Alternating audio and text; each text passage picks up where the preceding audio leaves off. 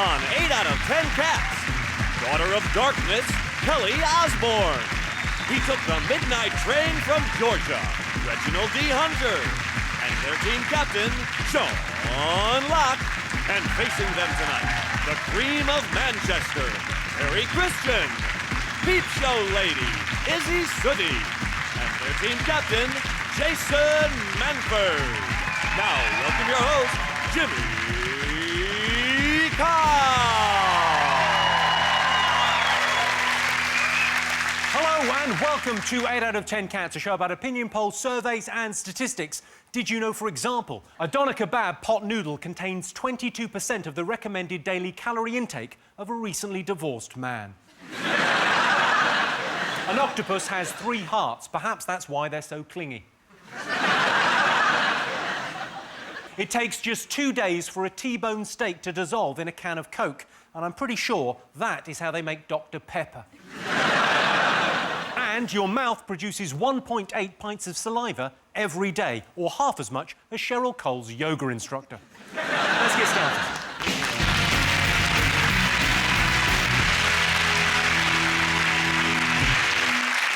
What are you talking about? That's the name of our first round. We've teamed up with a leading polling organisation, and they've asked the British nation what stories they've been discussing this week. It's our panellists' job to guess the British public's top 5 most popular talking points. Jason. Well, it's got to be Michael Jackson's funeral, hasn't it? What, sorry? Is he dead? Did you watch it? Oh, I caught the last half hour. Thought it was quite nice. I mean, everyone's been slagging it off, saying it was a bit, you know, a bit cheesy and that, but if you could have Stevie Wonder singing at your funeral, you'd have him, wouldn't you? I mean, you'd rather it was your 40th, but, you know, you'd have him, wouldn't you? The weirdest thing was all the fans. There was, like, millions of fans dressed up like Michael Jackson. Now, can you imagine being at your nana's funeral, right? You're just coming out and everyone's dressed like her. You're like... The thing that I love is how people forget about the bad stuff with the kids. Oh, yeah! Yeah! Oh, that. He was nice, though. He did really good music. Just like, when anyone dies, that's always what happens. Like, this man murdered 20 prostitutes. Ah, but he was good at macrame. So... I'll be honest with you, I think when glitter goes, people will remember the bad stuff. Kelly, did you watch it? I thought the whole thing was a bit much, to be honest. I mean, all of his brothers wearing the glove. Do you notice the detail of that? Because they clearly bought 5... I know! Someone told me this. I thought it was so funny. Instead of buying each one of them a right or a left-handed glove, they bought, like, 6 pairs and split them between 12. So some of them had them on the left hand and some of them had them on their right. The weirdest thing I read is that they're going to put him in a concrete tomb so crazed fans can't dig him up. Who is doing that? Seriously? Who is that much of a fan? Like, hey, love, I know we missed out on tickets for the memorial service. Come in the lounge. No, but won't his face not decompose because it's plastic? I don't think it will. I think it'll stay pretty much as is. Yeah, he's like a bag of nappies. 500-600 years. But I mean, the weird thing about it is it's not really the funeral, is it? It's like a sort of pre-funeral. It's like he's engaged to be dead. In a way, he said, well, we're dead, we're preparing for his deadness, but his deadness hasn't happened yet. We haven't got the full deadness. Because his funeral's going to go on for ages. People are going to be making jokes about his funeral for about 2 or 3 months. It's like the death that just keeps on giving. Reg, did you watch it? I came in about halfway through, and first half hour, I thought it was about like some kind of music competition. And, Were you voting at home? Wow, it's a concert, man. I started watching it, and then they flashed on the coffin, and I was like, oh, Michael Jackson dead. But did you expect Simon Cowell to press a button and go, Yeah, well, I love that Shaheen. He was on it, wasn't he? He was going to play with Michael Jackson at the O2. Which everything you say turns into some innuendo. As you watch it, you could play the Michael Jackson double entendre drinking game. Every time somebody went, he touched so many people. Way! I'm just saying, for Shaheen, I think playing with Michael Jackson for 50 dates, that would have stretched him.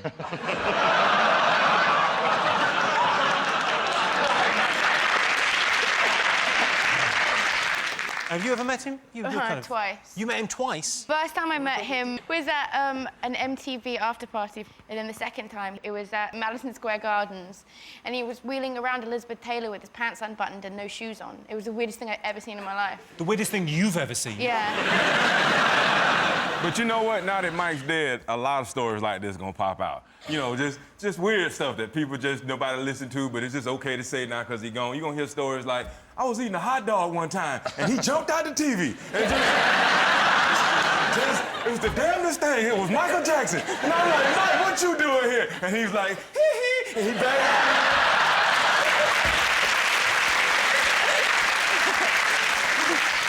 But there's also a thing about his saying he'd be singing in heaven with the angels. And I was thinking, if he gets into heaven, we're all going, aren't we? Oh,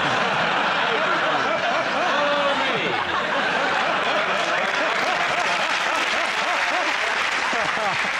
And I bet you if he is going, the angels will be running around telling the cherubs to put some clothes on. I want you wearing dungarees and duffel coats, minimum.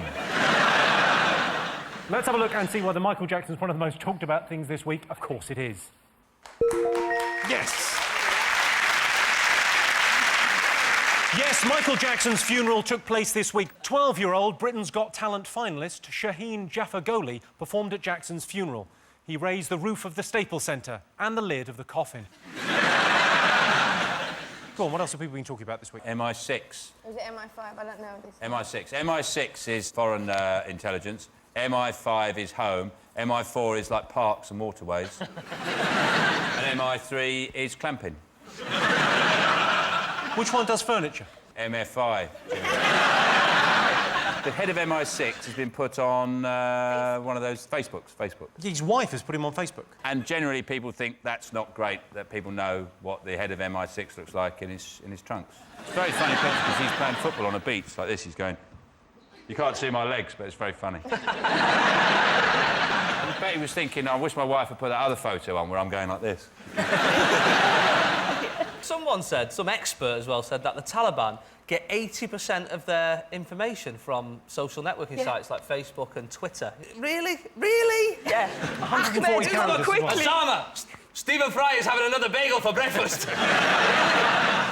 Yeah, but also, where's the harm? I mean, it's only holiday pictures. You know, what's she going to do? Like, oh, yeah, as you're flicking through, that's the one of us in the Seychelles. That was one we went down to Devon. That's the one of the inside of a nuclear submarine. Oopsie daisy. Well, no, it's mostly for him, because obviously he's embarrassed, but now he has to kill her. She'll just be hanging out of the wash and go, ooh. What the hell is a woman of her age doing on Facebook when she's married anyway? I agree with you, Kelly. I'm impressed that my mum can even turn on a computer, and I think that's the way mum should be. Last night, my mum said to me, get this working for me. And she handed me her computer, and I said, Mum, you press power. So I leave the room and I come back, and she's still looking at it, trying to figure out how to turn it on. Do you think whatever your dad's got is catching? That's not just a mum thing. My brother, he's only 25. I caught him once. The computer was there. He was trying to type some stuff up, and he said, I need to print it out. And it wasn't printing out. And I was going, oh, it'll work itself out. Just connect it. And I left. I come back 10 minutes later, and he had the monitor of the thing looking at the... He turned it round to face the printer going, but he has got paper!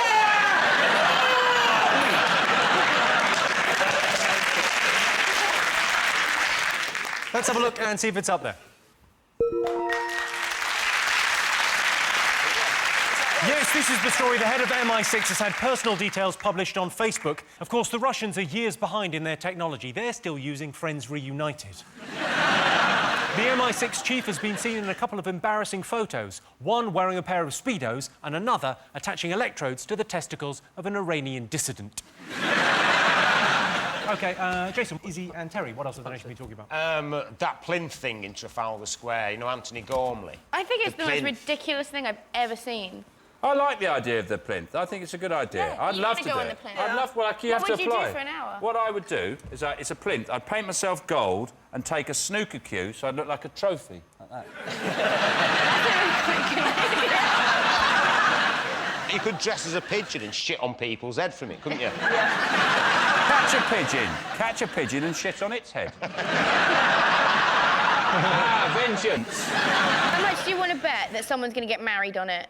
Hey? Some cliche bollocks where some people will get married on it. Oh, yeah, the old cliche, you know, the plinth in Trafalgar Square, where people get married how many fucking times? Are they going to roll out that one? Jesus, Kelly.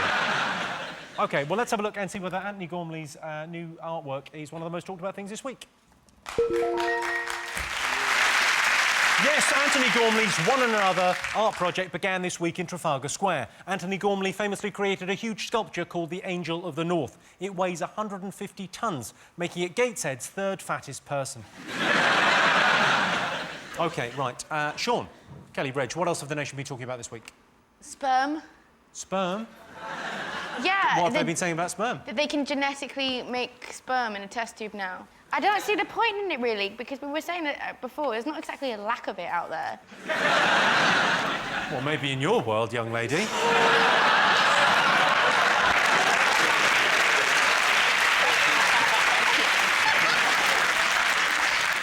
They've cloned a human sperm, haven't they? But all they've got to do now is get it down to scale, because currently it's quite big. It's like a live turbot.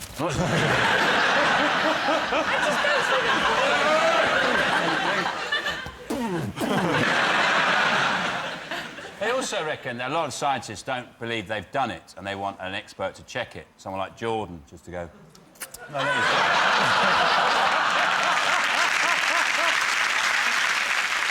I can tell you it's not one of the most talked about things this week, but this is the story that scientists have created sperm in a laboratory for the first time. You'll find the results of their experiments spread across the pages of New Scientist magazine. 2 more things to get fingers on buzzers. The cricket. Ashes. The cricket. I imagine you're quite a cricket expert. I live right near the cricket ground, but I know absolutely fuck all about cricket. I think it's the most boring thing in the whole entire world. It's like fat man's baseball. They've appointed an official poet for the Ashes. They have an official poet. They have an official poet writing a poem about every game. Oh, it's literally the Everest of shit. The big problem is that it's in Wales, isn't it? That's what they're kicking off about. There's people in Wales going, we don't want it. We've got Torchwood, why do we need this? Do you play cricket, Reg? No, I'm kind of like Kelly, man. I don't despise it, but I don't get it. It's like, I was trying to get into it, and then I found out that you could play like 5 days and still not have a winner. I was amazed by that, man. That's like having sex all day and nobody comes. Just, you know. Let's have a look and see whether the Ashes is one of the most talked about things this week. Yes, the Ashes started this week. The Ashes takes place at Cardiff, Lords, Edgbaston, Headingley and the Oval over 25 days. I applied for tickets and was one of the lucky ones. I didn't get any. OK, one more thing to get fingers on buzzers. What else have the nation been talking about? Is it the News of the World phone tapping situation? It's alleged that the News of the World have tapped, like, 3,000 famous people. And the first thing I thought was, is there 3,000 famous people? I've thought about it all day. I can think of 83. There's Nolans, that's 5. Yeah, they were my first 5, Sean. But who are the Nolans and all them? The Nolans? Yeah. They were a family of murderers. Used to ride around the north indiscriminately, stealing sheep and killing farmers. On horses? Yeah, ruthless. But the nation grew to love them. And then they started releasing albums and everyone seemed to forget about it. The music was so good. Yeah, you can't bug my phone. I nicked it. The phone you nicked might have already been bugged. Yeah, but they won't know it's me. They'll think it's that nun's. So there's a nun somewhere getting in deep shit. OK, let's have a look and see if it's up there. Yes, this is the story that the News of the World has been accused of illegally phone tapping. I think the News of the World should revert to the honest and noble traditions of journalism with which they forged their reputation, paying hookers to fuck footballers. OK, so that is our top 5 for this week. In other news, we wish a speedy recovery to Rupert Grint, who plays Ron Weasley in the Harry Potter films because he has swine flu, or in his case, Hogwarts. And Madonna is back in London with her new adopted child. The weird thing for that kid is it's now wearing the clothes it made 2 months ago. I can tell you at the end of that round, Sean, Kelly and Reg have 2 points. Jason, Terry and Izzy have 3 points. Welcome back to 8 out of 10 Cats. Our next round is called Pick of the Polls. Sean, Kelly and Reg, what do you like the look of? Is that a man holding a Bible? Yes. OK, you've chosen the vicar. In a survey to find Britain's happiest profession, the clergy came second. What came top? Beer tasters. A beer taster in Britain would have to be one of the happiest people in the world, I would think. Y'all drink the way Americans eat. And just, you got to go a long way to be an alcoholic in this country. Yeah, you really have to. You really have to perform. And there are towns where you can't be an alcoholic. Places like Newcastle, where it's just not feasible. No. I've never seen women drink as much as they do in Newcastle. Man, on weekends sometimes they dress up like hookers too. It's great.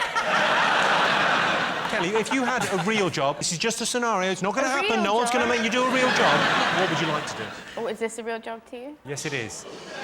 Bringing joy to the nation. Jimmy,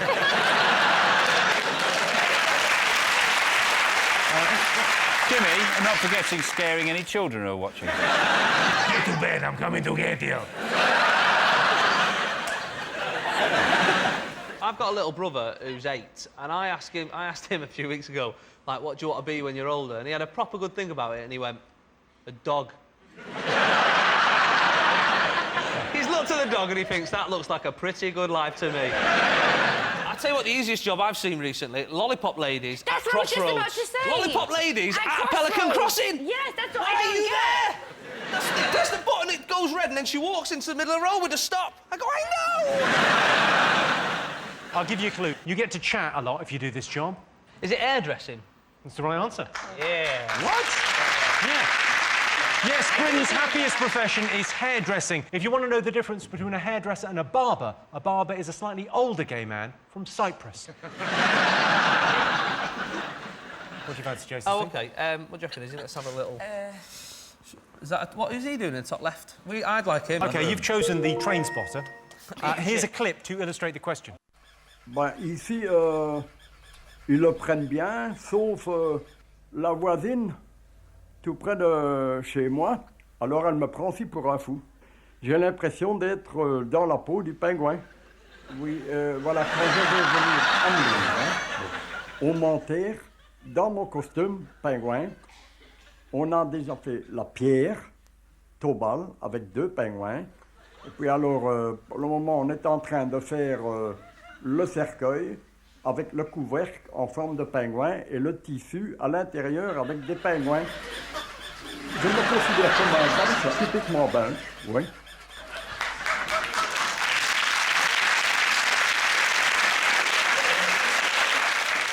So, your related question. Most Brits have a hobby they're too embarrassed to tell their friends about.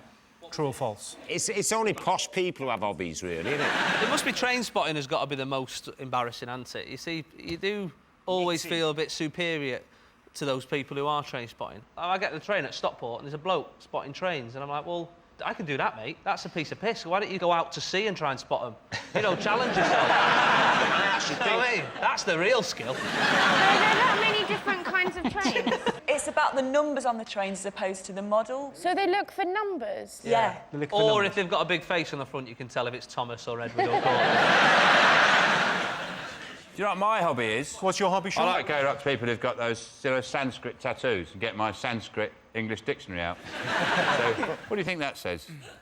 It says, David. No, it says garage. OK, so what do you think? Most Brits have a hobby they're too embarrassed to tell their friends about. I say false. We said false. So you're saying false? You're saying... We're going to go false. False. So you're going false, you're going false. I can tell you the answer is false. Yeah. Yes, the answer is false. Only 5% of Brits have a hobby they're embarrassed about. I could tell you my hobby, but then I'd have to kill you, which coincidentally is my hobby. So at the end of that round, I can tell you it's 3 points to Sean's team and 5 points to Jason's team. And the winner is the name of our final round. Here is your first one. Worst thing about nightclubs. Slags. No, it's worst thing. No, there's never enough of them. Never enough slags? Slags. I don't know what you lot are complaining about. You'd never get laid if there wasn't slags.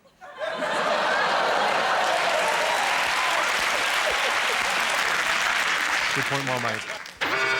I think it's that they make you feel old. I mean, like 10 years ago, I'd have gone in and I looked round to see if there was any, you know, nice-looking girls to have a chat to. Now, I'll go in and I look around to see if there's anywhere to sit.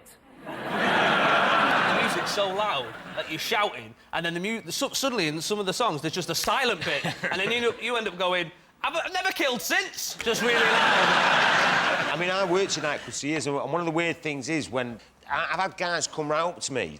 I'm serious. A guy come up to me, and this is the worst one. It's when they go, "Are you that twat, Terry Christian?" And you just don't know what the right answer is, do you? Yes, I am. Would be yes, I am that twat. Terry Christian would be the correct answer. Or there's like the backhanded compliment that is like, I thought that you were going to be so fat and ugly, but you're not. Well, you're a lot prettier than I thought you were going to be. I get that a lot. You're just so pretty. You don't look pretty on the television.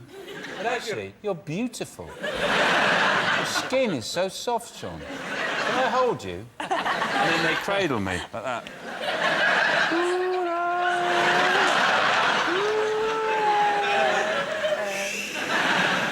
Is it mums who go clubbing with their daughters and they're like, everyone thinks we're sisters? You're like, no, we really don't. I don't like it. You're not allowed to take pets in. I was looking after a friend of mine's Alsatian, and I said, I just want to stand by the dance floor with a dog like that. And a pint.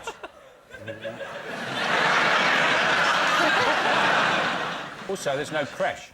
Often my partner works nights. And what, am I supposed to stay in? I should be able to take the kids to a creche, go, there's some crisps, there's some lemonade, Daddy's going dancing. OK, so, worst thing about nightclubs... The drinks are a bit dear. That's the right answer. Nice. Well done.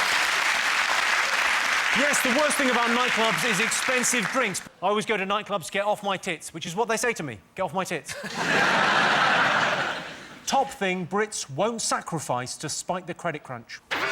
Is it, like, just crap from IKEA that you don't need? You've gone in to buy, like, a Billy bookcase, but you come out with, like, a lime holder. 200 tea lights. Yeah, I just want these 200 tea lights. I might need to power a runway. Is it crazy straws? How crazy are you talking, Sean? I'm talking mental straws. Straws where you start sucking, it's a week before you taste anything. It goes over there. It goes into a different borough for a bit, and then it comes back. I would say tea, because big tea is a big deal to people over here, man. You walk in their house, first thing they do is offer you some tea. If you have a stroke and you seem to be coming back from it, they offer you some tea. You could have just had an abortion, your husband could have left you, but the first thing they will offer you is some tea. Yeah, so I just think people won't do without no tea over here. Yeah. Well, you're not a million miles away with tea. Coffee. I'll give you a clue. It's a foodstuff. Steak. I'll give you that. Bizarrely, the top thing Brits won't sacrifice despite the credit crunch is meat. I'm not sure I agree with the morality of eating meat. I only eat what I can kill, but there's not much meat on a sleeping vagrant. Well, that sound tells me it's the end of the round and the end of the show, which means the final scores are Sean, Kelly and Reg have 4 points, Jason, Terry and Izzy are the winners with 6 points. Thanks to all our panellists, our wonderful studio audience, and to all of you watching at home. That's it from us. Good night.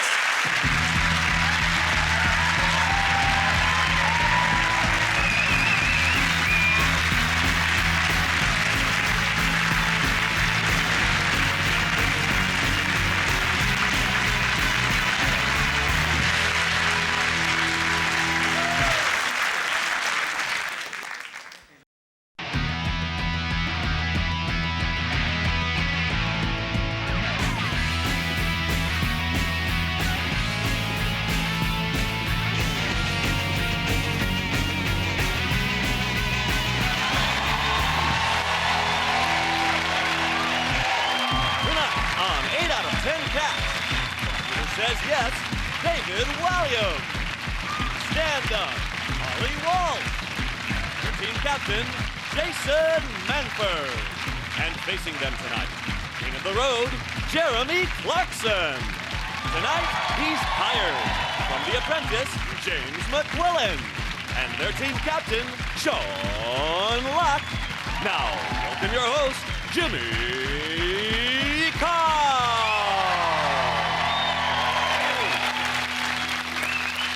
Hello and welcome to 8 out of 10 Cats, a show about opinion polls, surveys and statistics. Did you know, for example, 32% of women believe it's possible to communicate with the dead? So don't bother trying to kill yourself, she'll still be rabbiting on.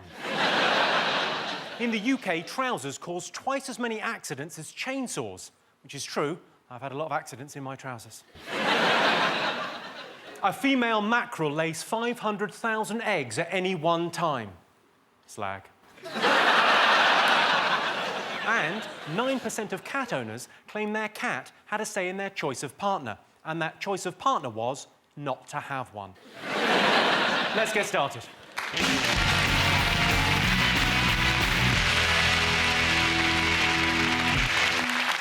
What are you talking about? That's the name of our first round. We've teamed up with a leading polling organisation and they've asked the British nation what stories they've been discussing this week. It's our panellists' job to guess the British public's top 5 most talked about things this week. Sean, what do you think the nation have been talking about? The Apprentice. The Apprentice? The Apprentice. It was the final of The Apprentice and Alan Sugar decided, finally, to give someone a job in his empire. Which I don't think is an empire. I think it's like a Greek island. I think he does everything. I think you go into his offices, he's dressed in a wig, and he goes, "Oh, Mr. Sugar, I'll see you now." And he goes on with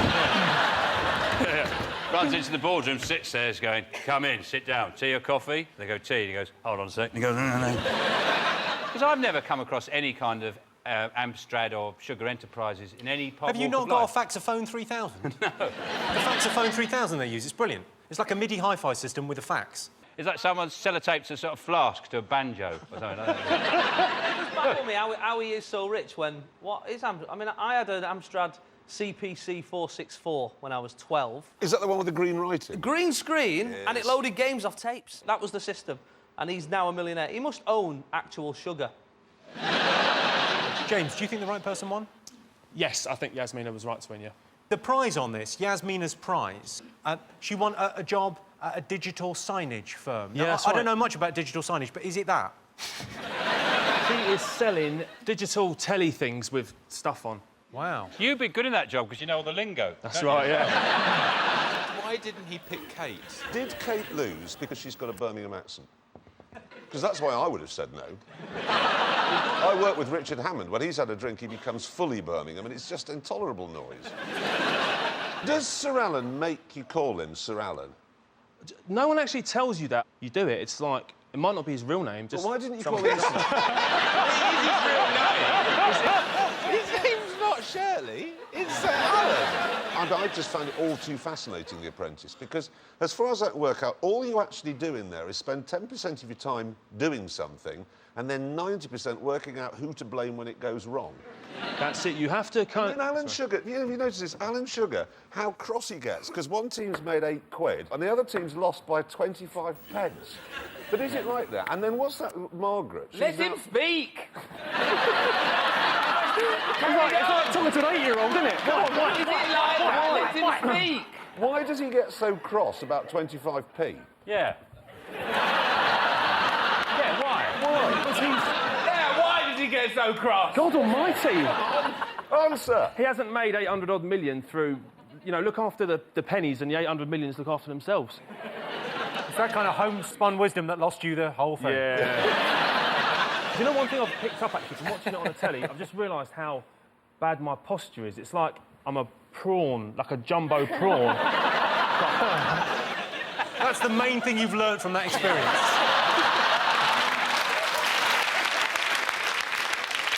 But you are massive.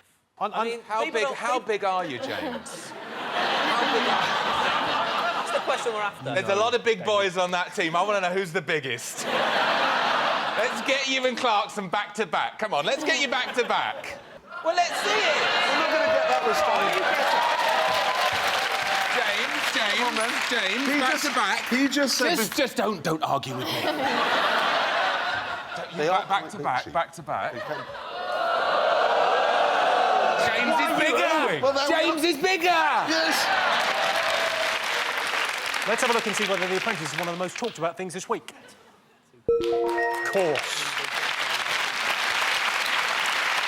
Yes, it was the final of The Apprentice. I don't pretend to know much about business, but after watching Yasmina and Kate carefully analysing their business decisions and leadership qualities, I simply can't understand why Sir Alan didn't hire the pretty one. Sir Alan's been asked to sign on as the government's enterprise czar. James has been asked to sign on. OK, Jason, Holly and David, what else of the nation are we talking about? Well, it's got to be the European elections, European isn't elections, it? yeah. Got to be the European elections, isn't it, Jimmy? No, it's just the BNP going over there taking all their jobs. It's, Yeah. it's pretty simple.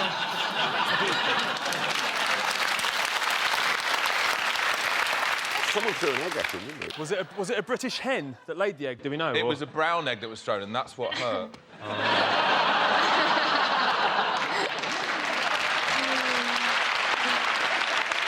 I don't understand why the BNP even want to be, you know, in the European Parliament, because they're always going to be sat next to foreigners, aren't they, all the time? Unless that might cure them. They go over there and go, actually, it's quite nice, and the people are really friendly. Oh, what's that? Oh, cross-on. I'm no longer a racist. There's no difference to UKIP. All UKIP have got is we don't like Europe. Yeah. So people who vote for them vote for UKIP and say, oh, we don't like Europe. But it's kind of pointless, UKIP going there, because they don't like Europe. It's a bit like going to someone's birthday party who you hate, refusing to sing happy birthday, eating all the cake and then going, this is a shit party. Then did you see the size of the voting paper for it? Yeah, it's long. It was like a piece of bog roll. It just stretched it all the way across the floor. I just crossed all of them out and just put Hamas. They'll sort this borough out. OK, let's have a look and see whether the European elections is one of the most talked about things this week. Yes, of course. Yes, the European election results were out this week. The BNP has complained of media bias, which is fair enough. You're not even allowed to describe the BNP leader on television till after the watershed, and even then they sometimes bleep the word Sean, Jeremy and James, what else have the nation been talking about this week? Is it Gordon Ramsay's been making friends in Australia? Well, he was actually being told off by the Australian Prime Minister, wasn't he? He was called the lowest form of life. Because he called a TV presenter a pig. He said she was a pig-faced woman. And I thought it's quite ironic, him calling someone a pig when his face looks like crackling. Burnt crackling. One of the things she said was that he called her a lesbian pig, and he's gone, I never called her a lesbian. And he's been... This is the picture that he put up. And in fairness to him, she does look a little bit like a pig in that. Yeah. He's probably got a recipe that said, while the jus is reducing, you can Photoshop a woman to look like a six-titted pig. If you did an interview, you've done lots of interviews, haven't you, Jeremy? Yeah. You've never thought the next day thinking, I know what I'm going to do, I'm going to mock them up looking like a six-titted pig. Even if you've thought about it, you haven't bothered to do it. I sort of feel a bit sorry for Gordon. When the Daily Mail demands an apology, you know, we demand an apology. So he then goes on the television, which he did, and said, I'm very sorry. And now we demand more. They called his apology snivelling. Yes, snivelling. So they apology. demanded an apology, he apologised, and then they went, snivelling apology. Yeah. Well, he can't win then, can he? What they want you to do is stand outside the Daily Mail offices with a cheese grater just rubbing your face off. I think you'll find Gordon Ramsay's already done that. Have you not seen the effect? Yeah. Well, that's what I mean. How can he go around delivering, you know, insults about how people look? He makes Ronnie Wood look like Hannah Montana, doesn't he? When he shuts his eyes, it's like someone's put a chef's hat on a walnut.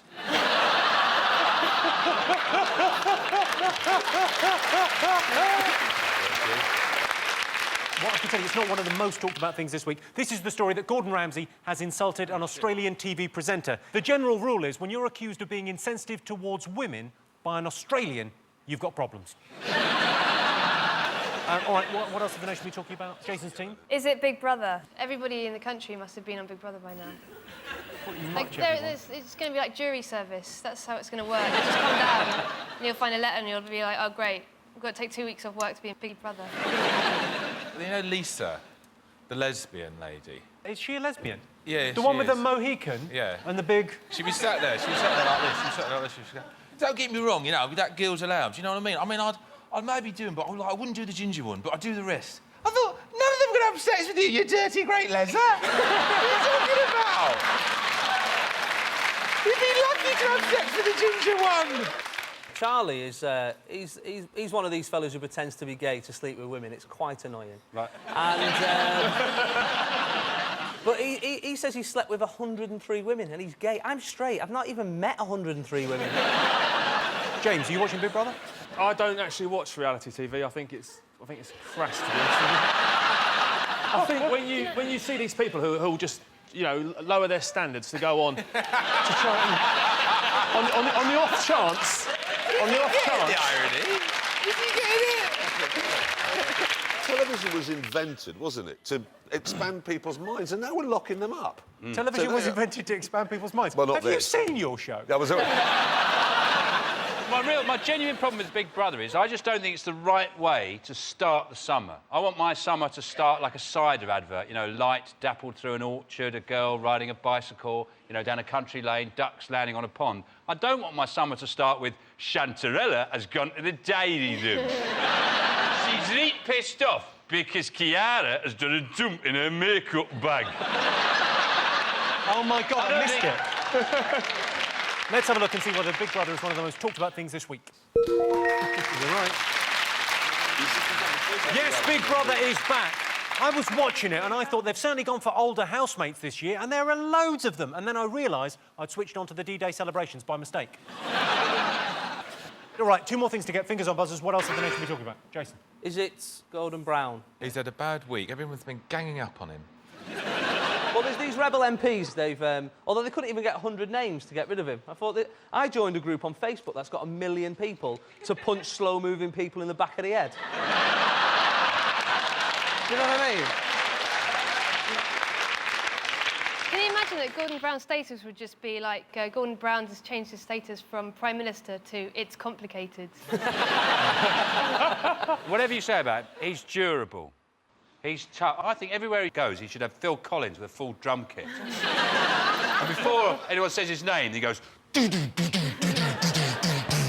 Gordon Brown. He's got a bit wimpy, I think, in the last week. He's got a bit like, oh, I want to be a better Prime Minister. I know my weaknesses. I don't want it. He's the leader of the country. I'd like to see him walk over to David Cameron with a pool ball in a sock. Could just whack him on the head. I'm a leader. Shut up, dickhead. That's what I want. Let's have a look and see whether Brown's tough week is one of the most talked about things. So, will Gordon Brown survive? Only time will tell. No. OK, we've got 1 more thing to get fingers on buzzers. What else have the nation been talking about? Sean? Has it been the world record price for a footballer? Well, first Kaká, and now there's rumour that Ronaldo will cost 80 million. For Real Madrid. But it's not real money, is it? At no point does someone go, that's 79, 80... that doesn't happen. But he's worth it, isn't he? Because he's gorgeous. Who? He goes, did he dish he goes? Ronaldo. Ronaldo? Yeah. Petulant, spoilt little brat. Yeah. Well... Have a look at a picture of Ronaldo. He's one of those people you'd never tire of hitting them with a hammer. Exhausted and think, I can't hit him anymore, and then think, no, I can! Hit him. But I think for £80 million, a player has got to be so good he kind of renders the game pointless. To make the game worth playing, he's got to play in a sack. They put him in a sack, tied up, and he's still going round people in his sack. Let's have a look and see whether Ronaldo's record-breaking transfer fee is one of the most talked about things.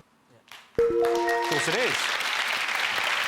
So that's our top 5 for this week. And in other news, Roger Federer has won his 14th Grand Slam title, but question marks about whether he's the greatest will remain until he finally accepts my challenge of 1 set, no spinny serves, and I get to use the tram lines.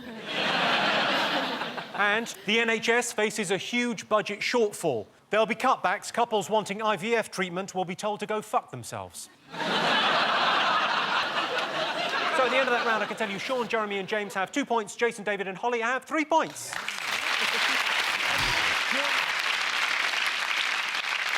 Welcome back to 8 out of 10 Cats. Our next round is called Pick of the Polls. Jason, David and Holly, you're to choose first. What do you like the look of? I'd like Jeremy Clarkson, please. OK, 22% of people think that Jeremy Clarkson should what? Stop ruining jeans for the rest of us. You like wearing them?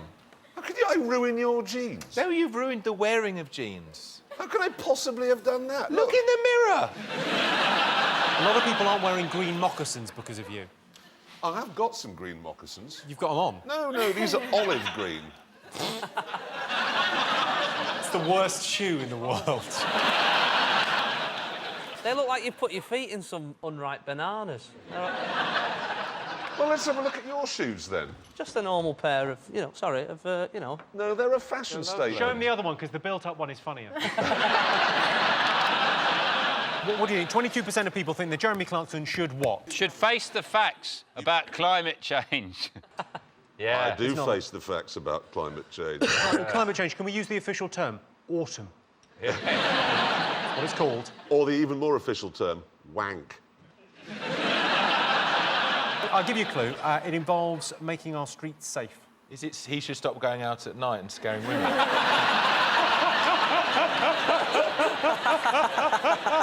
Should stay out of the park. Yeah. Has it become one of those fake policemen? Oh, well, you're very close with that. Become a policeman? Yeah, I'm going to give you that, Jason. 22% of people think that Jeremy Clarkson should be in charge of the police force. Oh, yeah.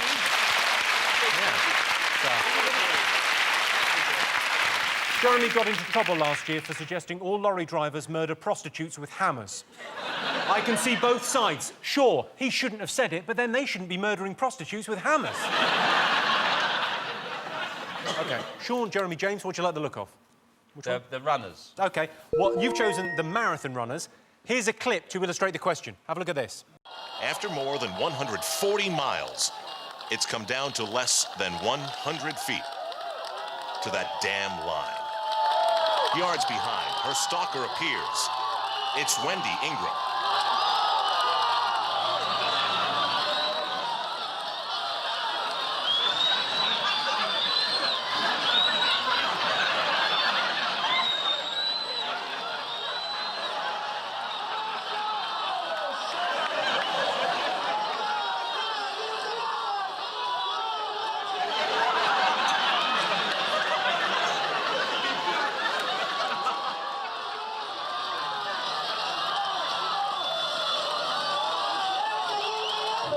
Their bodies were obliterated, but the spirit held firm. Welch and Ingram crawling in a battle for fourth place. They did look like a giraffe that had just been born. Just incredible. Well, what I didn't understand, why there was people just passing them going, I've just done the same thing, love, what are you being mental for? OK, your question is, more patients in accident and emergency have injured themselves through exercise than alcohol. Yes, definitely, without a question or shadow of doubt. I injured myself throwing... I was in a park, there was a football up a tree. I picked up a cricket stump. You know, when you throw a stump into a tree and it bounces around? Yeah, throwing a stump into a tree. What do you think I do on my days off? And because it was a real sunny day, I couldn't see, like, where it was in the sun and stuff, and it came back and hit me, and everyone went... You know when you try and sort of style it out like you meant it, sort of thing? You meant it. You always do that. You Unlikely they meant to believe do it. that, yeah. I actually had a groin strain playing 10-pin bowling. You've got David's attention. Yeah. Tell him more about the pins. Where did it hurt? Just there. Just there. Well... Was it just no, in the middle much. of It was more of a calf strain. Yeah, I took my little brother 10-pin bowling, and you think, how hard can it be? It'll be all right. And you go for it, and you pick up the heaviest ball, and I went for it, and just pulled the old groin, and I actually had to go to the doctors the next day, and I paid for 3 games. That was the thing that really hurt. How many people here have injured themselves drinking? Yeah, loads. What have you ever injured yourself with drinking? Fallen down, I got my jaw broken. By who? By the bloke who ran the pub. Technically not a drinking injury, that's more a violence-related thing. Yeah, but I wouldn't have been there if I had been drinking. You know? I wouldn't have been singing that song. More patients in accident and emergency have injured themselves through exercise than alcohol. Is it true or false? Whenever you go to casualty, you always see kids with, like, cricket balls sticking out their heads and stuff, so it's... Always. More than you see piss heads, yeah. OK, so you're going for true, you're going for... Oh, well, we'll go for false, then why not? OK, I can tell you the answer is false. Less than 1% of patients in A&E have injured themselves exercising, but an incredible 40% of A&E patients have injured themselves because of alcohol. It's not true. It's a pain in the arse waiting in A&E. That's because you've got a Hoover stuck up there. So at the end of that round, it's 2 points for Sean's team and 5 points for Jason's team. And the winner is the name of our final round. Here is your first one. top household convenience drivers would like in their car.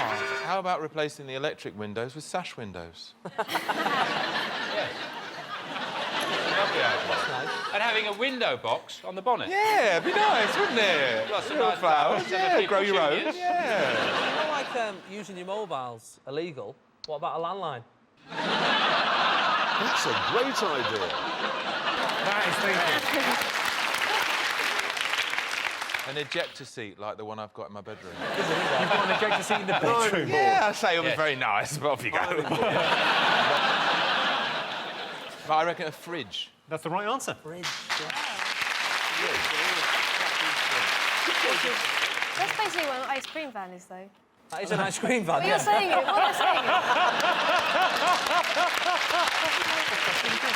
Yes, the top household convenience drivers would like in their car is a fridge. You can get a car with a fridge and a TV and a sink. It's called a caravan, and if you buy one, he'll blow it up. OK, next one. Biggest cause of anger in Britain. I tell you what winds me up. Oh, it makes me absolutely... You know when it's a windy day and it's raining and your umbrella ends up going like that? Ooh. Is it badly organised anger management classes?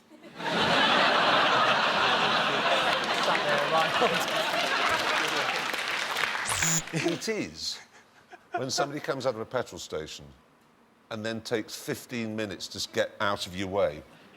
You were talking about being allowed to punch people in the back of the head for dawdling. I would rake them with machine gun fire if I were What do they do for the next 15 minutes before moving away? Normally, I think they're sitting there going, that Clarkson's behind me. Biggest cause of anger in Britain. Is it the ratio of steak to kidney in most steak and kidney pies? Yeah. Very rarely do they get it right. You always go, oh, that's 2 kidneys. Or you go, where's the kidney? I didn't buy a steak pie. And then the wind picks up and your umbrella goes, you go, what a day! OK, so biggest cause of anger in Britain. Is it when you're in a supermarket and you've bought loads of shopping and the woman says, do you want some bags? And you're like, what? You know, I've got clown's trousers, I'll just whack it in my pocket. It's a very British thing. Queuing. People jumping the queue. Oh, I know. Correct. Oh, no, it's that. Yes, the biggest cause of anger in Britain is queue jumping. Here's a tip. If you're in the supermarket and there's a massive queue and you've only got a few items, get to the back, no one cares. Well, that sound tells me it's the end of the round and the end of the show, which means the final scores are Sean, Jeremy and James have a pitiful 2 points. Jason, David and Holly have one with 7 points. Thanks to all our panellists, our wonderful studio audience, and to all of you for watching at home. That's it from us. Good night.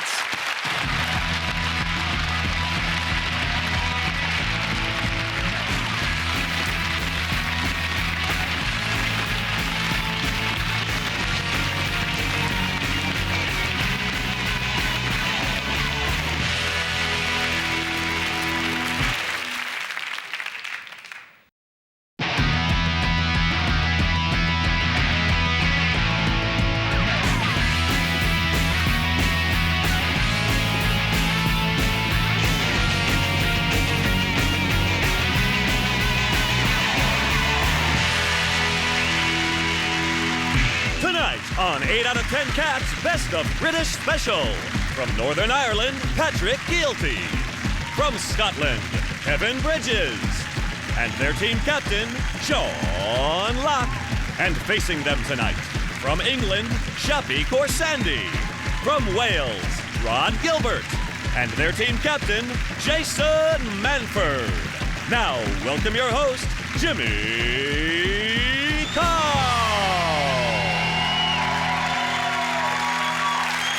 Hello and welcome to 8 out of 10 Cats Best of British Special, a show all about the British. Did you know, for example, American research has suggested that all Englishmen are oppressed and uptight? When I read that, I was angry and upset, but I managed to hide it. There is a stereotype that suggests the most common crime in Wales is sheep shagging. Not the case. It's actually ram raiding.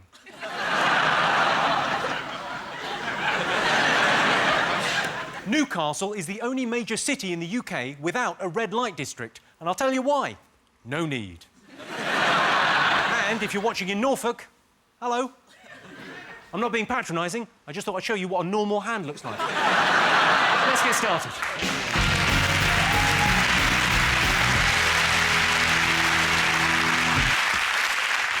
What are you talking about? That's the name of our first round. We've teamed up with a leading polling organisation and they've asked the nation who they think is the greatest living Briton. It's our panellists' job to guess the public's top 5 greatest Britons. Sean, Patrick, Kevin, you're to go first. Who's the greatest living Briton? Susan Boyle. People give Susan Boyle a hard time, but I think she's a good-looking fella. I think she is. They're doing a film of her life as well. Are they? Yeah, and I thought, how interesting is that? The first 40 years is just her feeding cats. I think she'd be a perfect replacement for Michael Jackson at the O2. No, honestly, because now that, you know, Michael Jackson's cancelled, they've renamed the O2... Cancelled? He died. No, he didn't phone up just for a second. No. By the way, I'm just about to die. I don't think I can do the show. I can tell you, Susan Boyle, the public didn't vote for her. No, but... Have another guess. Tim Berners-Lee, the guy who created the internet. If you invented the internet, it must be rubbish. There's no websites are out. Well, there's nothing to do on it. It's not even got cinema listings. There's nothing to do on the website. Not when you're the first person. It's like the bloke who invented the phone for the first time. Like, you know, Alexander Graham Bell. Who did he ring? How did he know it worked? Surely, if you invent something, you can always invent another one to go with it. What, invented 2? I think he invented 2 phones at the same go. Yeah. So Jason... Hello, it's me! Hello! So engaged, you idiot. I can tell you, Tim Berners-Lee not voted in the top 50 Britons. Oh. On the computer theme, I just found out Stephen Hawking is British. I never knew that until last week. I could never place the accent, I suppose. I read that he went to Stringfellows. He likes Stringfellows. In 2003, Hawking reportedly visited Stringfellows. That must be weird if you're in the booth next to him. And in the next one, you can just hear, play with your boobies. Your eyes are like the cosmos. I think he's the perfect bloke to go for a pint with, though. WKD for me and a WD-40 for him. It's perfect. Do you know what I would really like to see him on? I'd really like to see him on Mastermind, because he's so bright. Mastermind? Have you not seen Robot Wars? He'd kill on that. No! Well, let's have a look and see whether Stephen Hawking is up there. There he is. Yes! Stephen Hawking was voted the greatest living Briton by the British public. Hawking's A Brief History of Time is a hugely successful book. Over 200 million people in 100 different countries have now read the first 2 pages. Perhaps his 2 most famous quotes are, "The total energy of the universe is exactly 0," and, "Warning, vehicle reversing."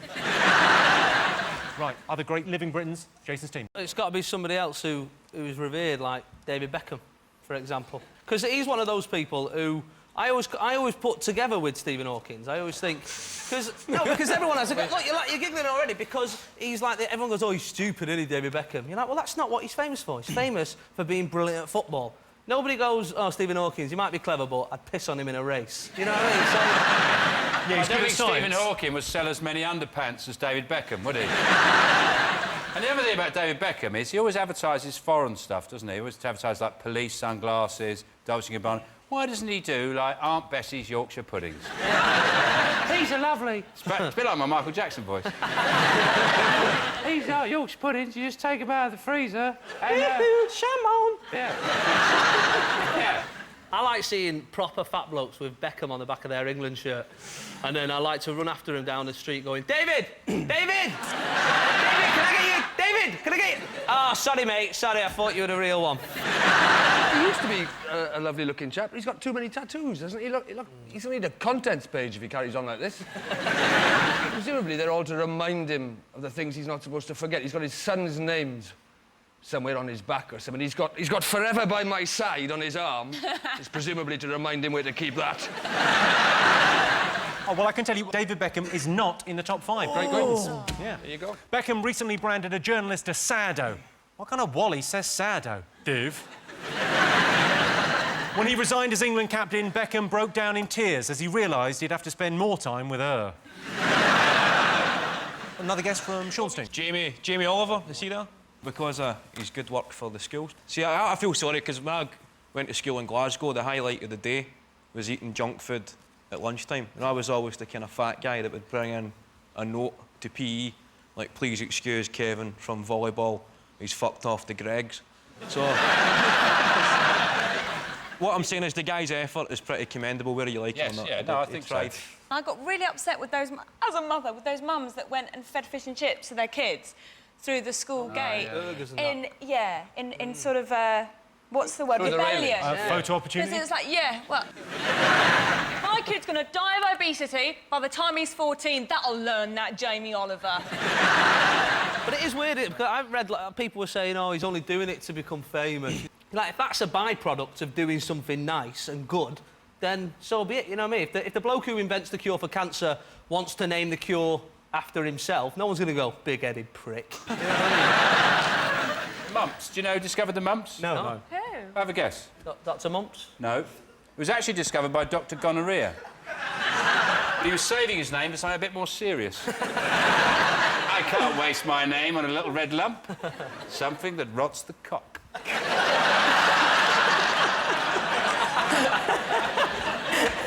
I can tell you, Jamie Oliver is not in the top 5. Ooh. Over the years, Jamie has helped popularise certain phrases, like pucker, lovely jubbly, and is there anything else on?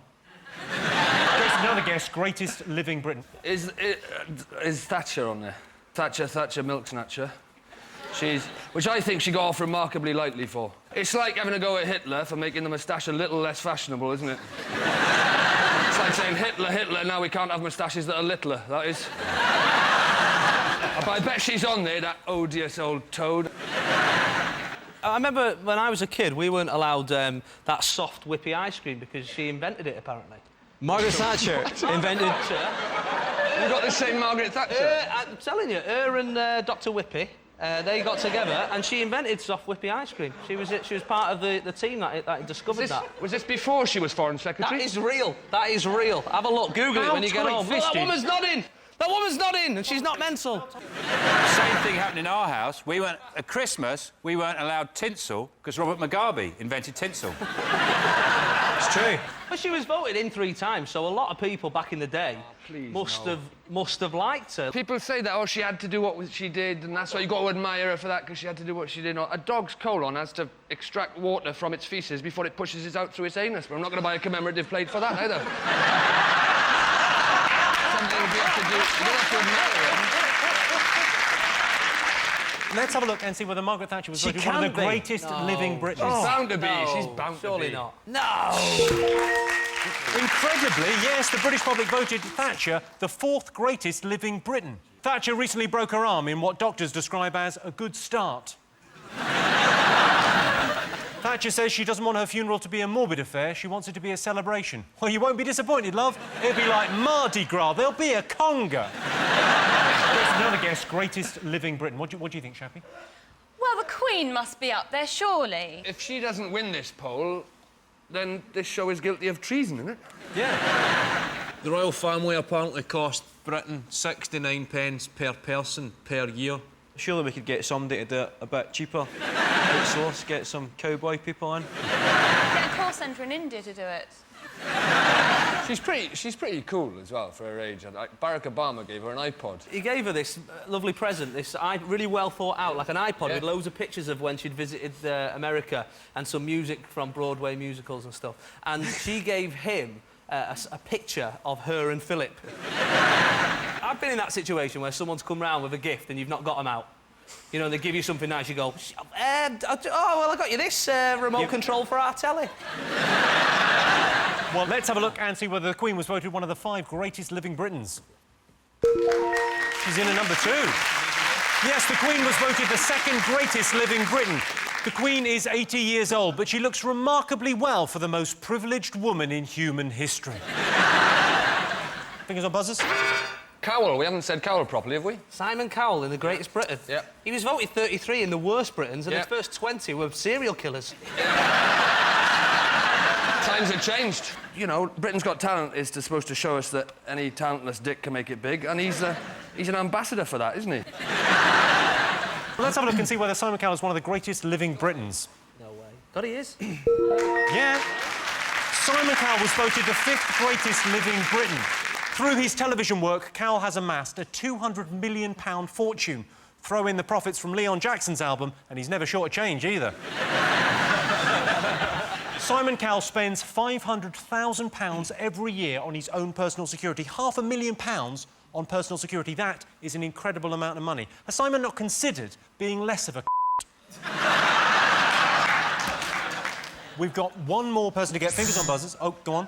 I'm going to go for the guy Banksy. Do you know the graffiti artist? It can't be Banksy, though, can it?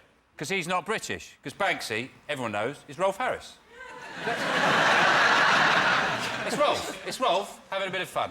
He shouldn't be on it, because going around painting stuff on walls, some of the stuff he's done some really cruel, practical jokes. So, like on the West Bank, painting a ladder up the wall, he's taking the piss, isn't he? That's like when Terry Waite was handcuffed to a radiator, sneaking in the night and painting a little key just out of his reach. I can tell you that Banksy was not in the top 5, but he was on the longer list. I personally prefer art that makes you think. Would a Labrador really try and bluff a Spaniel with a pair of 3s? OK, last person to get. I'll give you a clue, it's an author. J.K. Rowling. I always find it amazing with Harry Potter books that they're sort of acceptable for adults to read on, you know, on the train or whatever. And I think, except when I do a bit of colouring, you know what I mean, a bit of colouring, people look at me like I'm mental. Don't laugh, he doesn't go over the lines. He's very good. My nephew is only 7. He came up to me and he goes, "Shappy, can we play Harry Potter?" And I said, "Of course we can, my darling." And I locked him in the cupboard under the stairs. Didn't you say Dumbledore was gay? Yeah. I've seen the films and stuff, and you wouldn't, you know, you don't know he's gay. He's not like he's mincing through the corridors like, "Oh, Harry, look at your massive wand. Oh, taste me. I'm going to go and order the next series of Queer as Folk off Amazon. See you later." Like... What I think's impressive that she had the idea for Harry Potter on the train from Manchester to London. Now I've been on that train, and I took one look around the carriage, and the only idea I had was to get off at Preston and lie on the platform and punch myself to a pulp. All this stuff about she was really poor and she had to write it on a napkin on a train, or she wrote stuff on a sick bag on a flight. So she can't afford paper. She can afford a bloody flight and a train, though, can't she? Oh, she's so poor, she had to write it on the back of her receipt for ski hire in St. Moritz. Well, I can tell you you're absolutely right. J.K. Rowling is up there. Yay. Well done. Yes, J.K. Rowling was voted the 3rd greatest living Briton. J.K. Rowling lives in Edinburgh with her husband, Dr. Neil Lucky. So that is our top 5 greatest living Britons. Of course, many great Britons are sadly deceased. Shakespeare wrote 38 plays, 154 sonnets and 2 long narrative poems. But can he do this? Lord Horatio Nelson only had 1 eye and 1 arm, hence the phrase, half Nelson. And Isambard Kingdom Brunel was the first man to lay a cable right the way across the Atlantic. Airline food is terrible, isn't it? So at the end of that round, I can tell you, Sean, Patrick and Kevin have 1 point. Jason, Rod and Shappy are in the lead with 4 points. Hello and welcome back to our Best of British special. Our next round is Pick of the Polls. Sean, Patrick and Kevin, what do you like the look of? Is that a fence? Let's go with the fence. OK, you've chosen the country gate. Here's a clip to illustrate the question. Every year, thousands of new singles are released in this country, and even the professional pop pundits find it difficult to predict just which is going to be the big chartbuster of them all. But what about this? It's all about aliens from another planet who find the ideal place to settle here on Earth. Silently, they came to ground, left their ship and went to town, for they knew there was energy from aliens from outer space, needing help from the human race. They found the answer at Northampton. Northampton, Northampton, Northampton.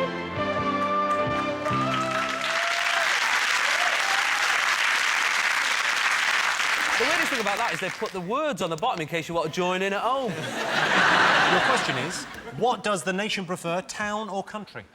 Well, it's normally during, like, debates on the hunting ban that your allegiance really sort of shows itself, whether you're town or country. See, I'm a big animal lover, so I'm going to go for town.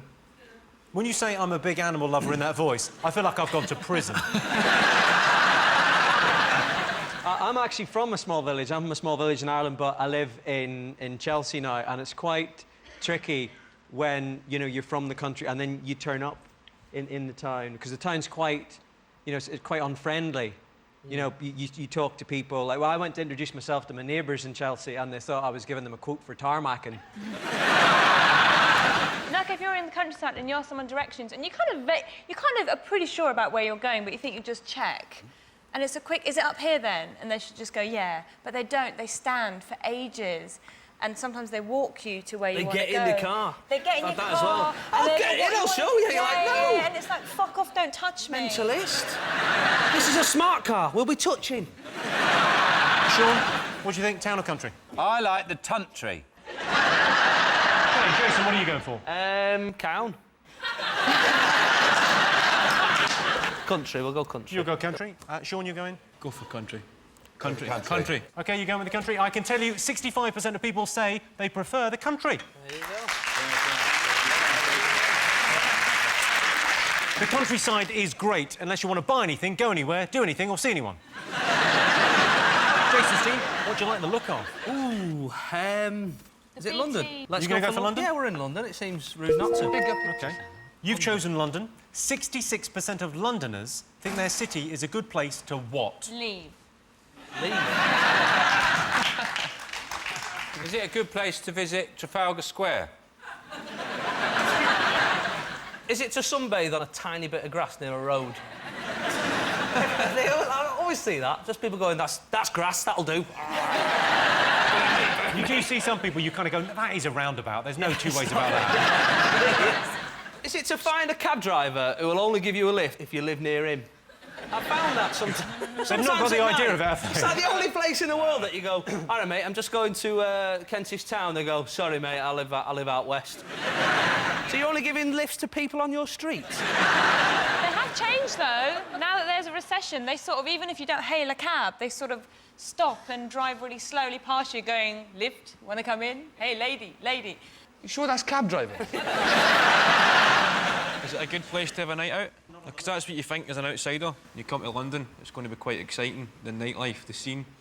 And then, like, 2 in the morning, it's just the same as any other city in the UK. I was in a McDonald's in South London. Oh, you've lived a life. Party time. It's a Scottish name, McDonald, you know, eat your home cuisine. So I was and there's a guy in the queue at 2 in the morning, early, and he was having a lie down on the floor, right, 2 in the morning, in what I would deem to be the queue, right? And from what I could gather, the guy had pissed his pants. Right? He had shat himself, and he was in the process of being sick. Right? The guy was having a tough time. You know, it was as if his insides got to that stage in the night when they went, right, that's it, we'll call it a day there, lads, you know. Find an orifice, we're leaving. And I thought, this is the London experience here on this. Is that a good place for a night out? It's not a good place for a night out, but you paint a wonderful picture there. So 66% of Londoners think their city is a good place to what? Meet the other 34%. You're sort of on the right lines here. It's to do with meeting someone special. A good place to fall in love. Yeah, I'll give you that. Yeah, Get good. out. 66% of Londoners think their city is a good place to find love. The last relationship I had, I ruined by blurting out, I love you too early, which gave away the fact I was hiding behind the curtains. So at the end of that round, it is 2 points to Sean's team and 6 points to Jason's team. Wow, in front. And the winner is the name of our final round. Here is your first one. Most desirable place to live in the UK. Country. Cown. I'd like to live next to a landfill site, right? Because when you finish your dinner, you can just go to your back garden and just scrape it over the fence into the landfill. Is it Alton Towers? That's a good How good answer. would that be? Just before all the queues got there, you could go on Rita as many times. Well, that's the ride, isn't it? But, you know, all the... I'm going to say, and this isn't because I do the adverts on television, I'm entirely impartial, but I'm going to say Wales. No. No, it isn't. Northampton, middle of England.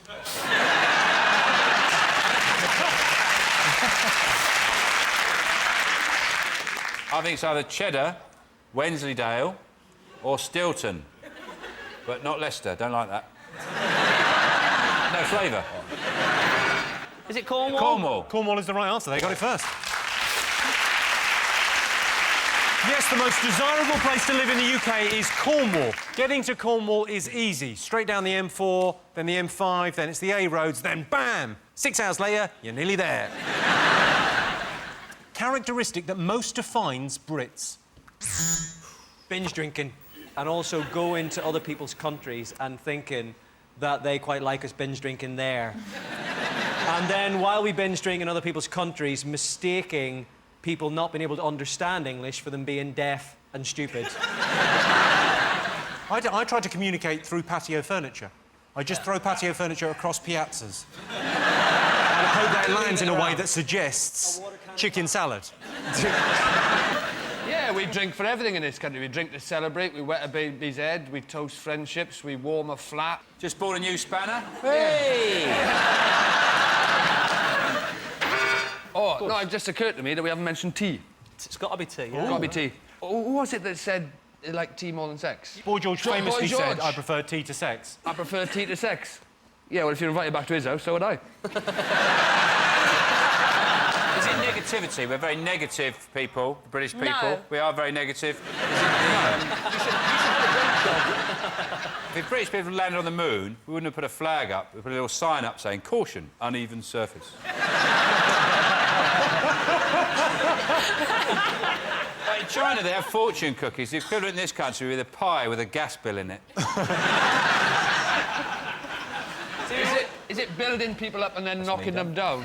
And Susan Boyle went from being, you know, a sort of nondescript old woman to the greatest singer in the world and back again in the space of a week, and everybody was saying, oh, she's forgotten her roots and having a go at her, and just because she'd had a few wheelbarrow loads of hair removed from her head. And, you know, we clipped our dog's eyebrows the other week. It doesn't make him Elton John.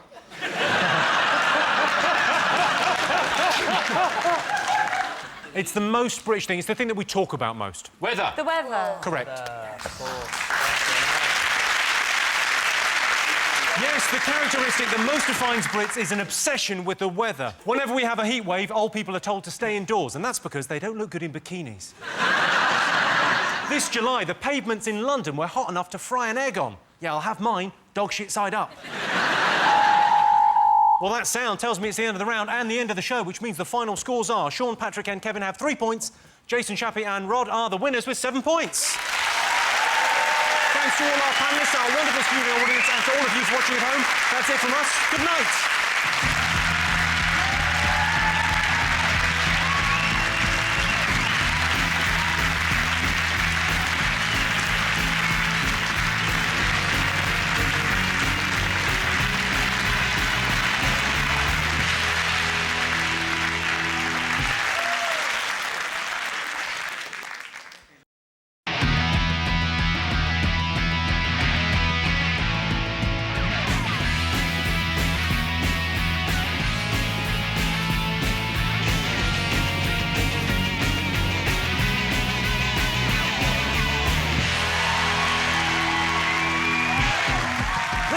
On 8 out of 10 Caps.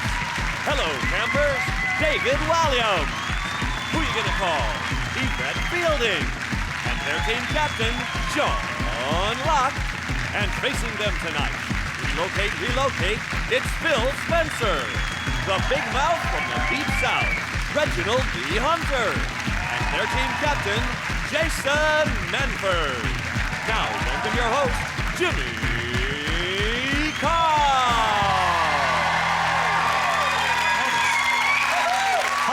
And welcome to 8 out of 10 Cats, a show about opinion polls, surveys and statistics. Did you know, for example, if you stroke a cat 70 million times, you develop enough static electricity to light a 60-watt bulb?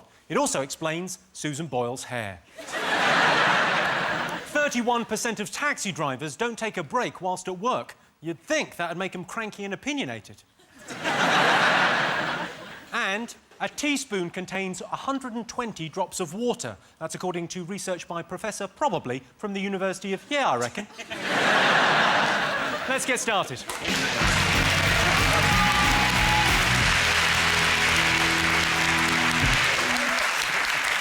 What are you talking about? That's the name of our first round. We've teamed up with a leading polling organisation and they've asked the British nation what stories they've been discussing this week. It's our panellists' job to guess the British public's top 5 most popular talking points.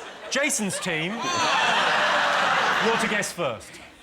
What do you think people might have been talking about this week? It's the untimely death of Molly Sugden. Who saw that coming? Who else is that? Jimmy. Is it... Jimmy. He had his chance. Yes, David, what? Have you heard Michael Jackson is dead? Yes. Yes. I heard. People have been talking about it because he's a controversial figure. I mean, if it's wrong to share your bed with 13-year-old boys, then lock me up and throw away the key.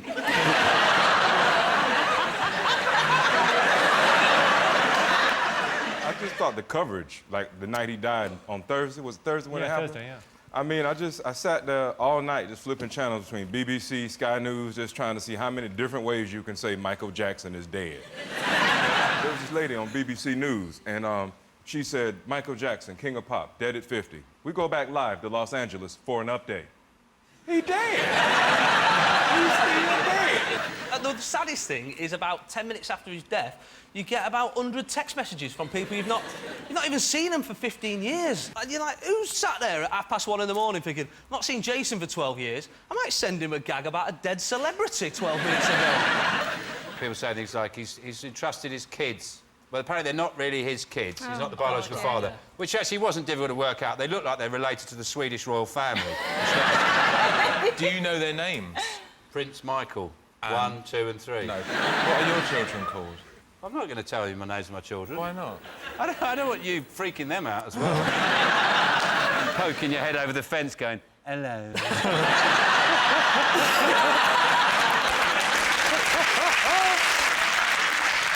Are you sad about it? For me, it's a little bit like when Diana dies. I couldn't give a fuck.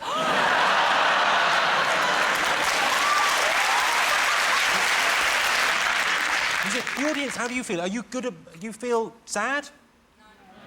No, it's a weird one. A few of you, yes. Now, I read in the paper, the big story, the real tragedy around Michael Jackson's death was the fact you were looking for a house and you lost out on the deposit. Yeah, there's an element of truth in that, yeah. So did you find him a house? He was actually found 3 houses. And this is perhaps why I'm a little bit of a conspiracy theorist. Oh, yeah. Is he living in one? Because... just a little bit. He was due to sign he was due to choose one of the houses this week. So what was he looking for? Was it a flat? Fairground, isn't it?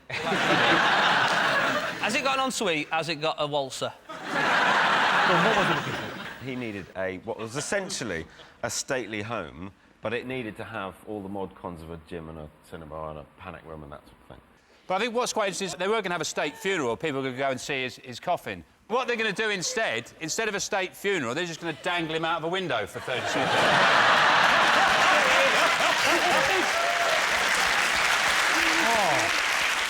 Let's have a look and see whether Michael Jackson is one of the most talked about things this week. I imagine he's right up there. Yes, indeed. I think the highest percentage we've ever had. Yes, Michael Jackson has passed away. You could tell Michael Jackson wasn't well. He hasn't looked himself since about 1984. Jason, what else have the nation been talking about? It's been hot. Really hot. Apart from in where I live, where it's not been. I'm from Manchester. It's been hot. Where have you been? Yeah, but you're in, like, cold places a lot of the time. Everything's hot to you. You know what I mean?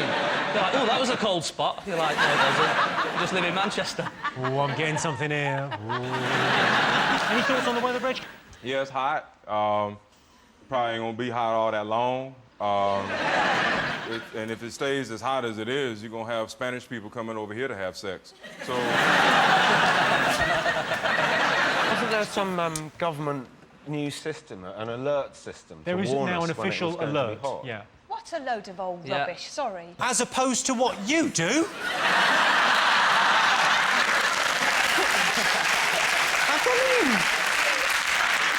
I think the press could be more imaginative with where they cover the hot weather. They always have the same thing. They always have, like, some girls in a bikini near a beach, and then behind them they've, like, got a graphic of a sun with the temperature, saying 32 degrees, whatever. I suppose in about 40 years' time, that little sun will have 48 degrees on it, and on the beach it'll just be full of dead people. Just lying there like that. Let's have a look and see whether the hot weather is one of the most talked about things this week. Yes, it's been really hot this week. The pavements in London were hot enough to fry an egg. Yeah, I'll have mine dog shit side up. Sean, what else have the nation been talking about this week? The Queen wants more money. She said that she wants an increase in the civil list because she hasn't got enough money. And they've said no, they're not going to give her any more money. What's the point in having a queen if she got to ask somebody else for money? Surely, if you're the queen, you go and you get the money yourself. Like, look at this treasure chest of gold in the castle. I ain't got to ask nobody for nothing. It's no good asking me, I don't understand it. She's on the money. All she's got to do is take a picture of herself and write £20 on it. It's done. That's money. Or she could get sponsorship. She goes, hello, I'm the Queen, brought to you by Powergen. I'm wearing a crown because I'm worth it. Can I ask, who's met the Queen? Who's actually met the Queen? Me. Well, everybody. You've not met the Queen? When? We went to meet the Queen. I went to Buckingham Palace. I had tea with the Queen. Well, I'll ring her up later and when ask did you her. meet the Queen? I have. You have not met the Queen? Every Tuesday I give her trampolining lessons. She could do. Do you think sometimes, just to wind Prince Charles up, when he walks in, she pretends to be dead? That's when he walks in, he goes, yes! She goes, ah!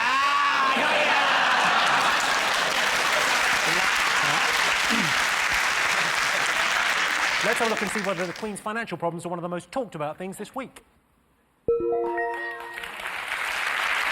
Yes, this is the story. The Queen has asked for an extra £7 million from the taxpayer. If the Queen is struggling to live within her means, there is a simple solution. She should book 50 nights at the O2 and then fake her own death.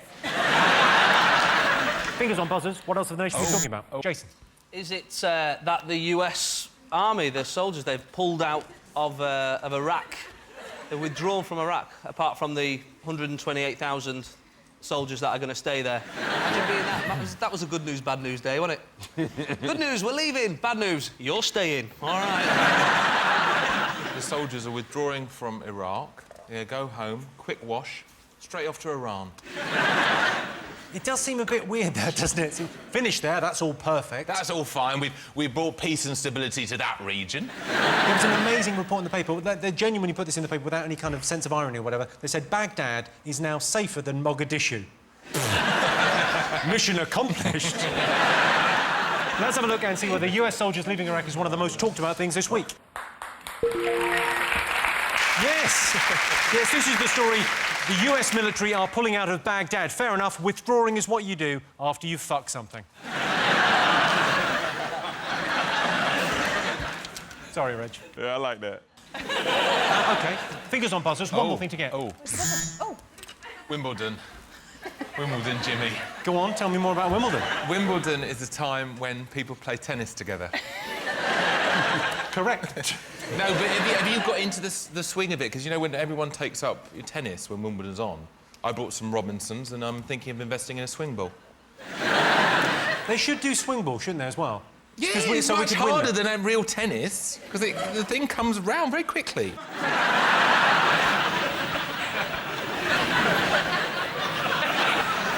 Also, we've got Andy Murray. Obviously, when we're recording this, we don't know whether he's got through to the final, whether he's going to win. Loads of people were complaining about Andy Murray. Said, oh, yeah, but I don't really like him. He's not very likeable. And I think, well, he's trying to win Wimbledon, not present this morning. Have you been following the tennis? I watched it the other day. I enjoyed it when they had the match on late at night with the roof. I think there's something wrong with putting a roof on Wimbledon. It's you're tampering with the very fabric and a sort of national institution that it rains at Wimbledon. It's like putting doors on Stonehenge or something like that. It's wrong. I'd like it if, as the roof closed, the ground opened up. And all the crowd fell in. I like the grunting, though. That's where they earn their money, don't they? The grunting, which they're trying to ban. How can you ban grunting? Shoot them.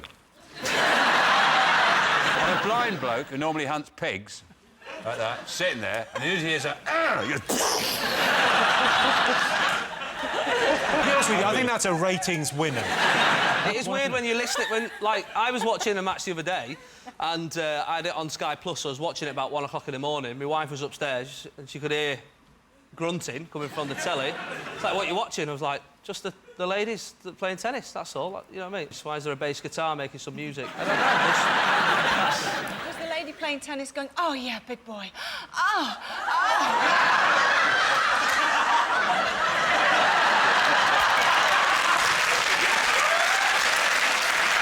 Let's have a look and see whether Wimbledon's one of the most talked about things this week. Yes, it's Wimbledon. Andy Murray isn't ever going to win Wimbledon. It's the British way. We hear some good news, we get our hopes up, and then we get disappointed. It's like when we heard Margaret Thatcher was in hospital. So those are our top 5 stories this week. In other news, parole has been denied to Ronnie Biggs, the great train robber. I say great train robber. He robbed one train and he got caught. It's not great. And Wayne and Colleen Rooney have chosen a name for their baby. They're going to call it Wayne.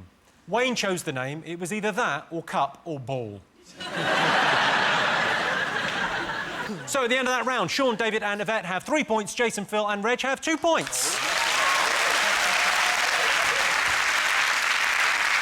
Welcome back. Our next round is called Pick of the Polls. OK, Jason, your turn first.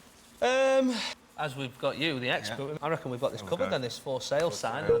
This week, estate agents are saying the property market is on the up. So we polled our studio audience and asked them, do you believe the estate agents?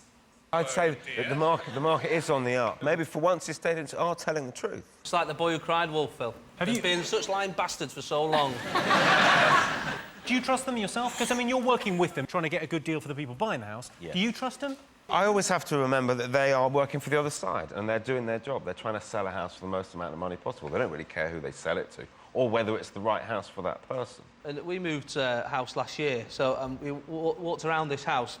My wife has loads of questions, like, lined up. You know, what are the schools like around here, what the neighbours like, all that sort of stuff. And then the woman who owned the house, she said to me, have you got any questions? And I sort of panicked, and I said, oh, is this house in a Domino's catchment area?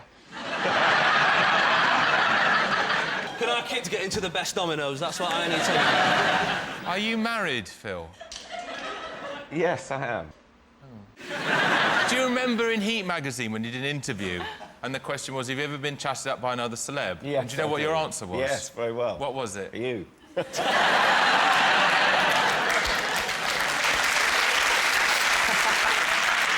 did I chat you up? No, I was bidding for a dress. Yes. There was a dress that I thought my wife would look very beautiful in. Well, I heard this voice in my ear. Yeah. Go on, Phil, you look really lovely in that. And I turned around laughing, spotted you, and there was a look in your eye. I thought, actually, he wasn't joking, was he? Did you feel my erection as well? Sean's embarrassed. Well, you can confuse embarrassment with boredom. It's a very similar thing.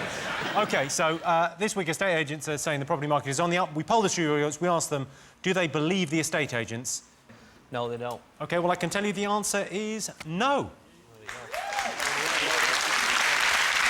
The majority of the audience, 56%, don't believe estate agents when they say the market is going up. Estate agents are terrible liars, or as they would put it, delightfully untruthful with a huge potential for exaggeration.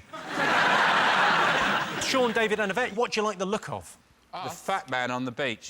You've chosen the people on the beach. Here is a clip to illustrate that question. It's time for Zui King English, a new morning training program for Japanese. Zui King English is truly a revolutionary method to make your muscles learn English. Are you ready? Let's Zui King English!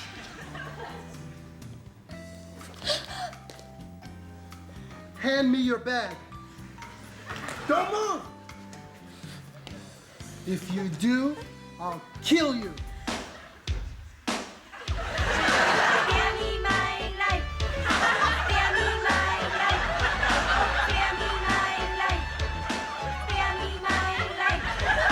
What's the matter? Calm down and speak slowly. I was loved by 2 men.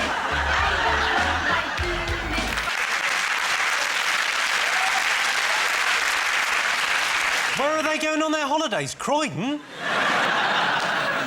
Here's the question.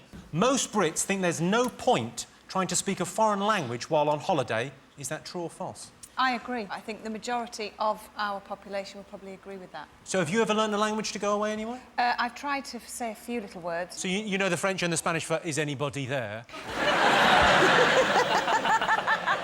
So what do you think? Do you think most British people think there's no point in trying to speak a foreign language while on holiday? Well, it'd be very stupid if you go to the Isle of Wight. Nobody would understand you, would they? If you were going around the Isle of Wight, you go, "Où est le banque?" They go, "Don't you on about, mate?" Reg, have you ever learned any other languages? Sometimes I've made up words in another language. There's a French word I made up, j'en t'ai flu. What does j'en t'ai flu mean? It means whatever. So, like, if someone says, you're in a restaurant and a French person says, do you want red or white wine? You go, j'en t'ai flu. When I say it to French people, you know, it catches them off guard. You know, they feel like it's a French word they don't know. And then they feel embarrassed because I'm not French, yet I know it. And I say, well, maybe you ain't really French then, man. We're good at pointing stuff. That's what we do very well. That. Croissant. Croissant. With some gravy on it.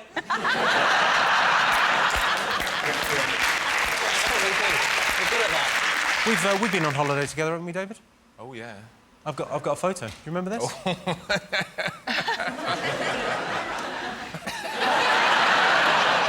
I wanted to find the ugliest lady boy. And there he is on the right.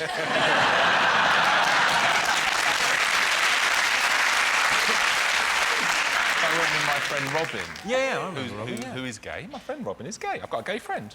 What of it? That was a huge shock to all of us. No, but we went to some straight sex shows, and he said, well, we've been to lots of straight ones. Can't we now go to a gay sex show? I went, oh, all right, then. And he took me to this show, and these men... Can I borrow you for a second? No. Phil, can I borrow you for a second? Phil, can I borrow you? No, because these men... This was all right, Phil. It's all right. These men got on the stage and they started... Phil, just bend over a little bit.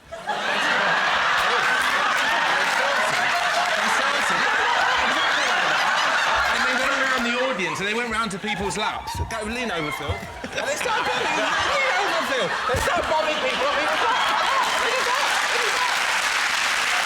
I was shocked. There's nothing you can do. I was shocked and horrified, and I only stayed an hour. So most Brits think there's no point trying to speak a foreign language while on holiday. True or false? True. Yes, true. Jason? It's got to be true, hasn't it? Do you think? It's got to be true. We said true. Yeah, but we can also say... I know you're just copying what we've said. Hey, man, you didn't invent the word true. All right, then, David, we'll go false. Yes. OK, so you're going false. I can tell you the answer is false. Oh, Yes, 82% of Brits think you should try to speak a foreign language while on holiday. I think it's pointless. Los pointless. No needy learning language, comprende? So at the end of that round, it's 3 points to Sean's team and 4 points to Jason's team.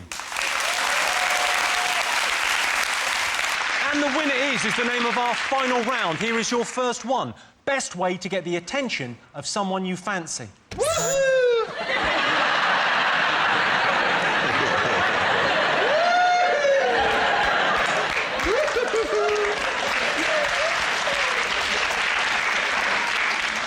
Is that the answer? Is that it? No. No, OK. I think the best way is to break into their car and strap yourself into one of the kids' seats. Like that.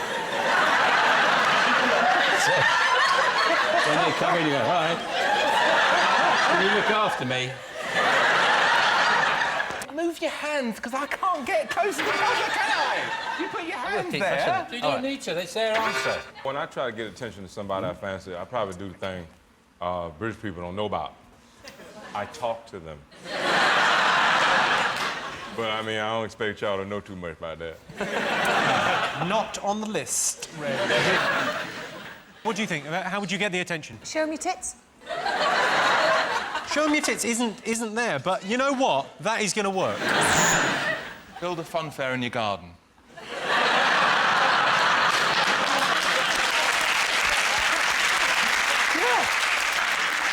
Is it become a guest panellist on a quiz show and then pretend to have anal sex with... When I chatted up my wife, I just exaggerated a bit, like I told her I had a Passat. I didn't. I didn't even have one. What were you driving at the time? Citroen. It was a bit embarrassing on the way home. I was like, can't find my Passat, let's just take the Citroen. Is it shoot a pigeon? Flying near them, and they just chat and just go... You're very close with that, Sean. A buzzard. It involves telling them something. Tell them they've got nice eyes. Nice arse. I'm going to give you that. The answer is compliment them. Yes, the best way to get the attention of someone you fancy is to compliment them. As in, Court, you're a fast runner. You nearly got away. OK, next question. This is, you'll enjoy this. Sorry, can I get my hand near the buzzer? No, you need to supply a written application to use the buzzer. I will send that up to the committee, and then you will get a piece of paper telling you back that it's now time and you're able to use my buzzer. OK. Most common superstition. If a bird shits on you, it is lucky, but you do have to take her out for dinner first.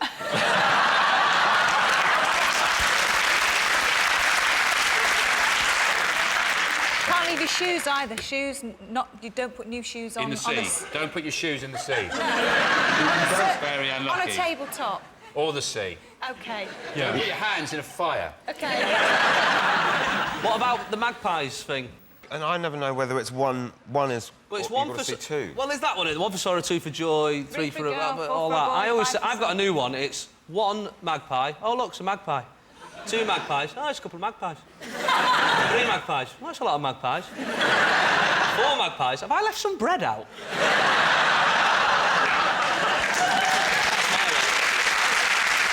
I'll give you a clue. It involves touching something. Touching wood. Oh, yes. Correct. Right answer. Hey. Yes, the most common superstition in Britain is touching wood. Is there life after death? On the one hand, you've got scientists like Richard Dawkins and Stephen Hawking saying no. On the other hand, you've got Mystic Meg and Yvette Fielding saying yes. I don't know who to believe. Well, that sound tells me it's the end of the round and the end of the show, which means the final scores are Jason, Phil and Reg have 4 points, Sean, David and Yvette have 5 points. They're the winners. Thanks to all our panellists, our wonderful studio audience, and to all of you for watching at home. That's it from us. Good night.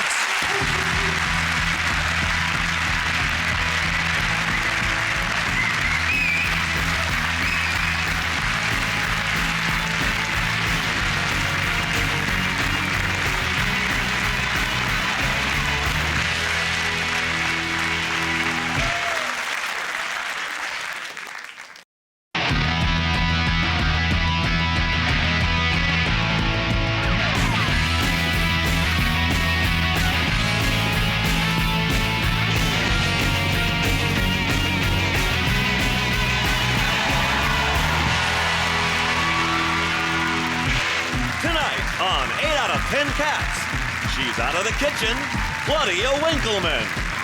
Stand up, Mark Watson. And their team captain, Jason Manford. And facing them tonight, so good they named her once, Jamelia. Comedy Pixie, Josie Long. And their team captain, John Locke. Now, welcome your host, Jimmy Carr. Hello and welcome to 8 out of 10 Cats, a show about opinion polls, surveys and statistics. Did you know, for example, Italians drink 14 billion espressos every year? It's amazing they're as lazy as they are. A hedgehog's heart beats 300 times a minute. Is there a car coming? Is there a car coming? Shit, there's a car coming. And 18% of men admit not noticing if a girl changes her hairstyle. I should explain to those men that a girl's hair is part of the blur above where her breasts are. Let's get started.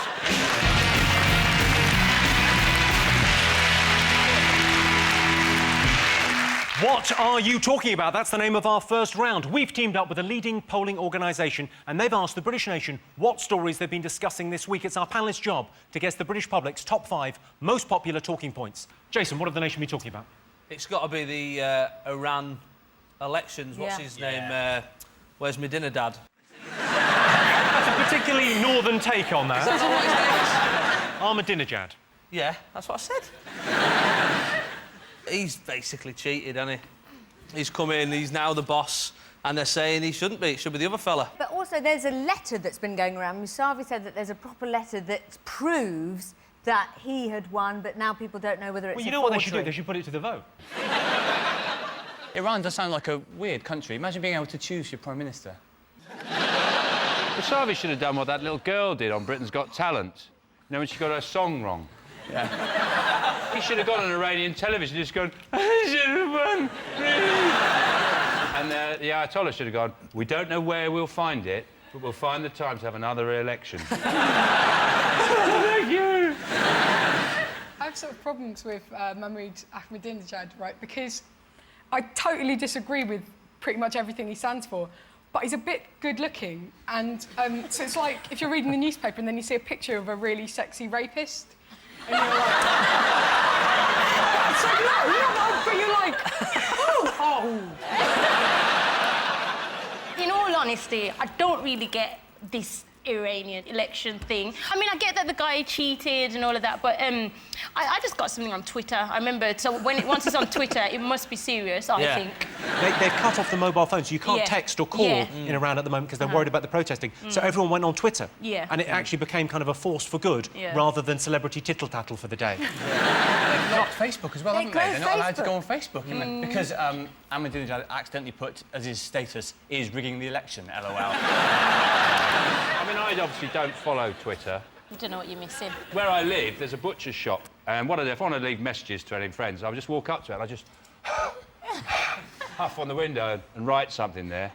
And then if anyone wants to see it, they can just walk past and go, oh, Sean's got a big cock.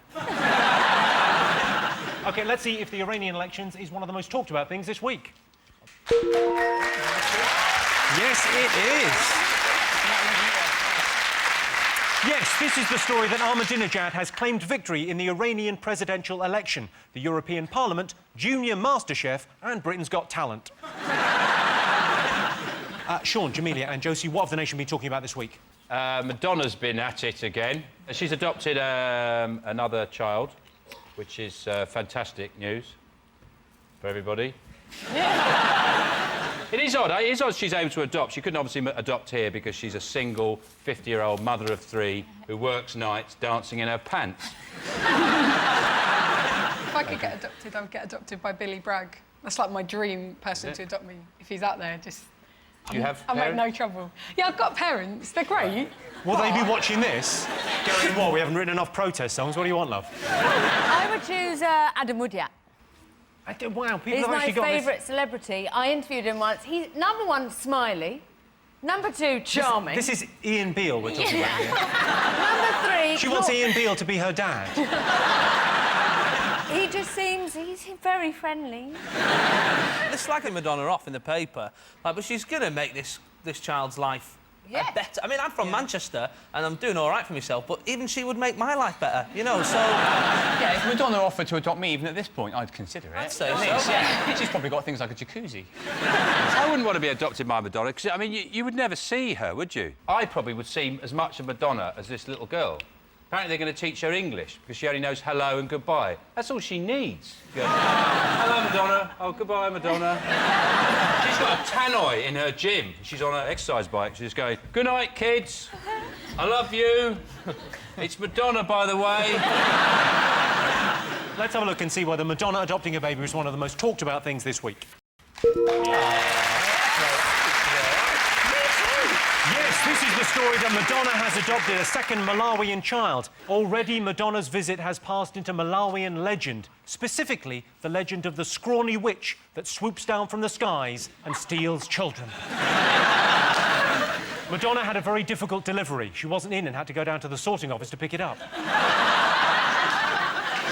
Jason, Mark and Claudia, what else have the nation been talking about this week?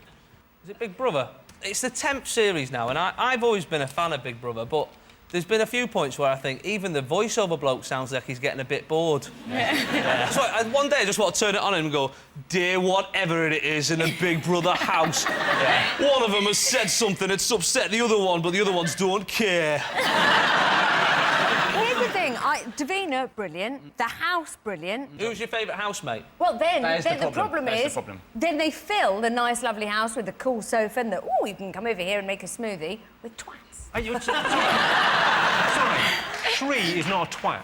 Shri is amazing. He's obsessed by this girl. He's obsessed by Noreen. He's in the same house as her as he's obsessed by it, so it's come in really handy. It's a stalker's paradise. It is. Was he stalking her before the show? I mean, that's incredibly lucky. If you're stalking someone and you both end up in the Big Brother house. There is some great bits in it, like when they were doing that dancing flower thing, Siavash said, "Oh, I wish we had a camera." What gets me is that Big Brother, they, like, every year, it's like they're trying put, you know, wackier, weirder people in every year to make it more controversial. And I think that the only way, you know, it's only going to end up, you know, we're going to have, like, a killer. But no, not like an active killer, like someone who was a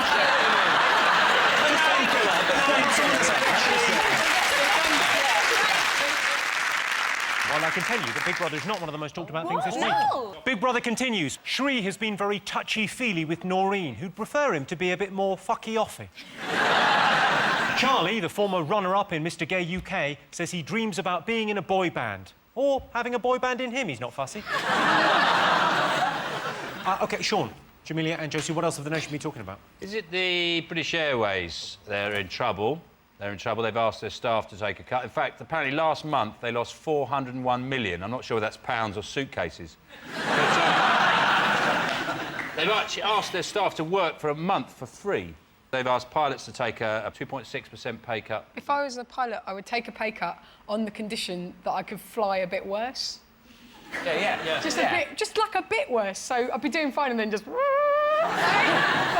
I'd land short of the destination. That's what I'd do. 2.6% short of the destination. I think Ryanair are actually ahead of you here.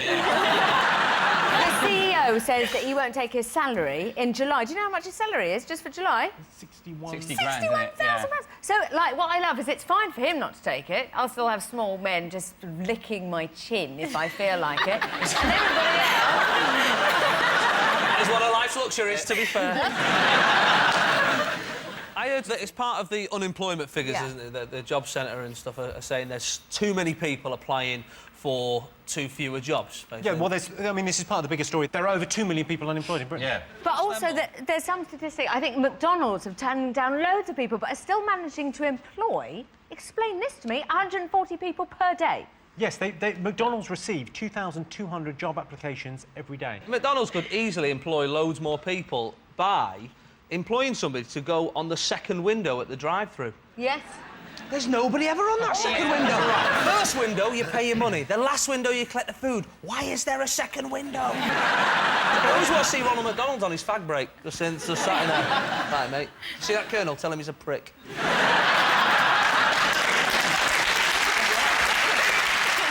Let's have a look and see if BA's pay cut and the unemployment problem is one of the most talked about things this week.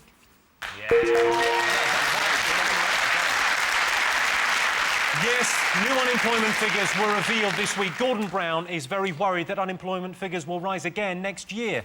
They will, Gordon, by at least 1. OK, fingers on buzzers. What else have the nation been talking about? That bloke that sneaked onto a bus and got into Sandhurst. Yes. He's an illegal immigrant and he sneaked in by hiding by a toilet in an army bus. From Calais to Sandhurst for like 4 hours or whatever He was going to do it on a mega bus, but he thought, I'm not that desperate. I think he's from Afghanistan, isn't he? Yes. And he's on the Sandhurst... I didn't realise we had a Sandhurst bus. Were they out on a trip? He'd hid in the toilet stairwell for like 4 hours, and then I thought, none of them went to the toilet in that whole time. Over 4 hours, the journey. You know what he probably did? Was because they're officers, aren't they? He probably stood in the toilet with a bit of aftershave and a few mints. When they went down and said, would you like some aftershave, sir? Like a mint? They probably thought, oh, they probably have this in those toilets, don't they? I presume this is what happened. There's loads of buses, loads of coaches, and he's gone, I'll get on that one, that's going to England, I'll sneak in the toilet in there. And then he's got on it, and then he's looked up, and everybody's in the army. They're all in uniform. He must have been like, shit. He must be like the Afghan Mr. Bean, this bloke. Let's have a look whether the stowaway from Afghanistan is one of the most talked about things this week. Yes, Yes, an Afghan stowaway got into Britain by hiding on a coach bound for Sandhurst. The stowaway was spotted by one soldier, but at the end of the journey, none of the others had guessed what he'd spied with his little eye, beginning with an A. OK, one more thing to get fingers on buzzers. I think it's the girl who said, yes, I'd like to be in the cabinet, called Kitty. So this is Kitty Usher. Yeah, so she, brand new to the cabinet, was brought in, don't worry, this one, clean as a whistle, lovely, flipped her house, saved 17 grand, didn't think she'd bring it up during the interview. 10 days in, Telegraph, hello, we're gonna report what you've done. She resigns, but says it's not because of the 17 grand saving, it's because she can't do that job and be a mum. That's exactly the story. Amazing. Fair play to you. That was good. You've nailed that. I just think, like, if you're a politician and you've got... Maybe it's because I'm from Birmingham, I don't know. But if I've got access to all this free money, I'd probably fiddle. That is because you're from Birmingham, yeah.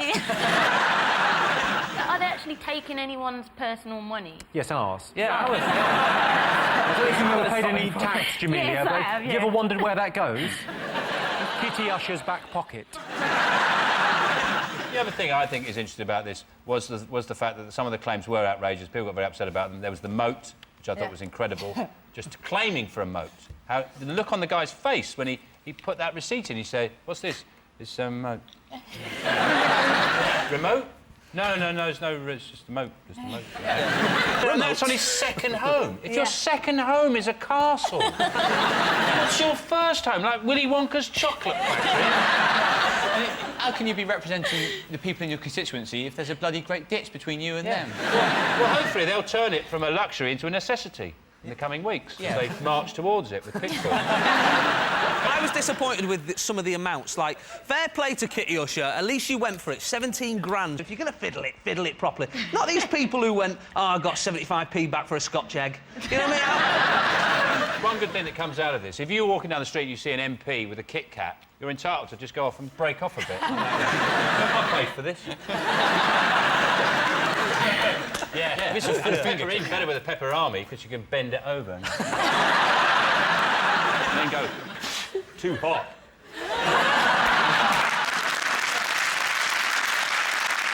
Well, let's have a look and see whether Kitty Usher's resignation is one of the most talked about things.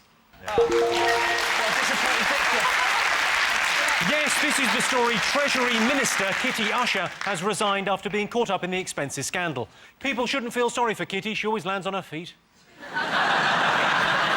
So those are the most talked about stories this week. And in other news, Andy Murray has won at Queen's Club. Andy Murray has such a warm, friendly, likeable personality that it must have been a difficult choice for him whether to pursue a career with a tennis racket or an abattoir bolt gun. And good news for Peter Andre. He's landed a Bollywood movie deal. He's going to be selling ice creams in the Mumbai Odeon. So at the end of that round, Sean, Jamelia and Josie have 2 points. Jason, Claudia and Mark have 3 points. Welcome back to 8 out of 10 Cats. Our next round is called Pick of the Polls. Jason, Claudia and Mark, what do you like the look of? That naked man being rubbed. You've chosen the man being massaged. Here is a clip to illustrate the question. Oh. Now, you've heard of a Swedish massage and a nice, gentle aromatherapy massage, but have you ever heard of the river dance massage? Well, that's what we're going to do this morning.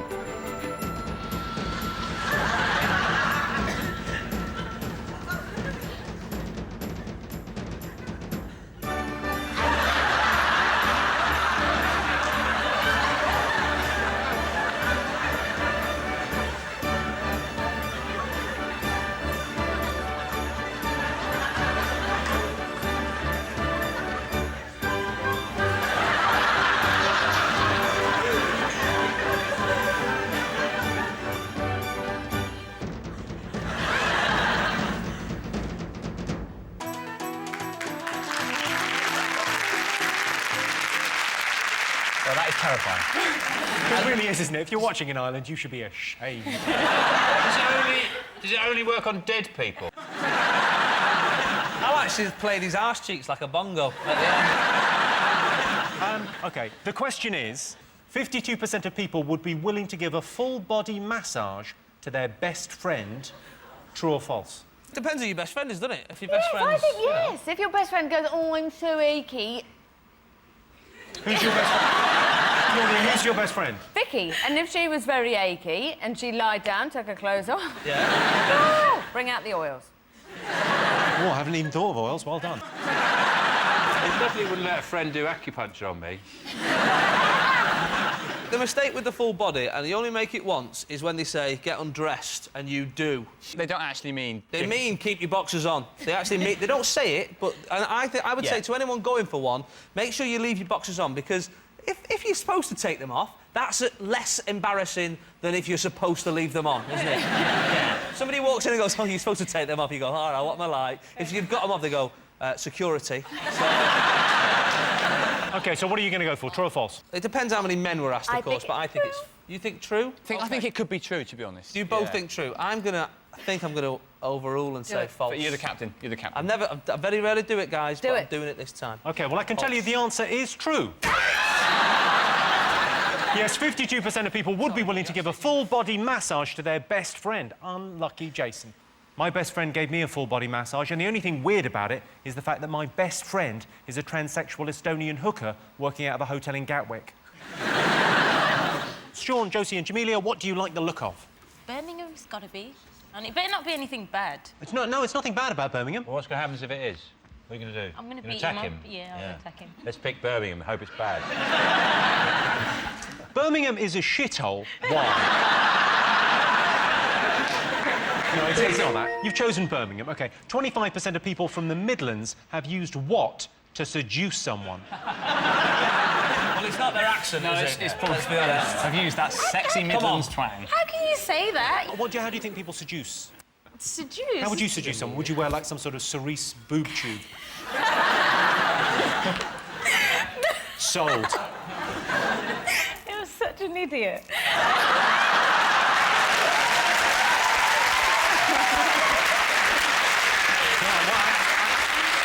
Yeah, it's all very funny, but you don't have to live with this sexual tension. In Birmingham, everyone like smiles at each other and they say hello, even if you don't know each other. You're painting Birmingham to be something that it really isn't. It is. It Make really. it sound like Venice. I swear, suppose, people do like smile at each other. But then when I first came to London, I did that, and they were kind of like looking at me like I was a weirdo. I had the same thing, Jamelia, actually, coming down from the north. I remember getting to Euston, and there was a fella reading, I think it was Da Vinci Code at the time. It was before it, kicked off into the big success, and I sort of wandered over and I said, oh, is it any good, that? I've been fancying read it. He looked at me like I went, hey, mate, can I have a little tickle of your bollocks? Is that...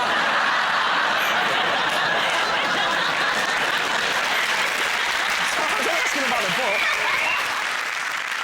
Is it singing? Singing? It's not singing. Is it hover boots? You hover boots. Oh, look at me! I'll give you a clue. It's something that I would associate with doing with your family.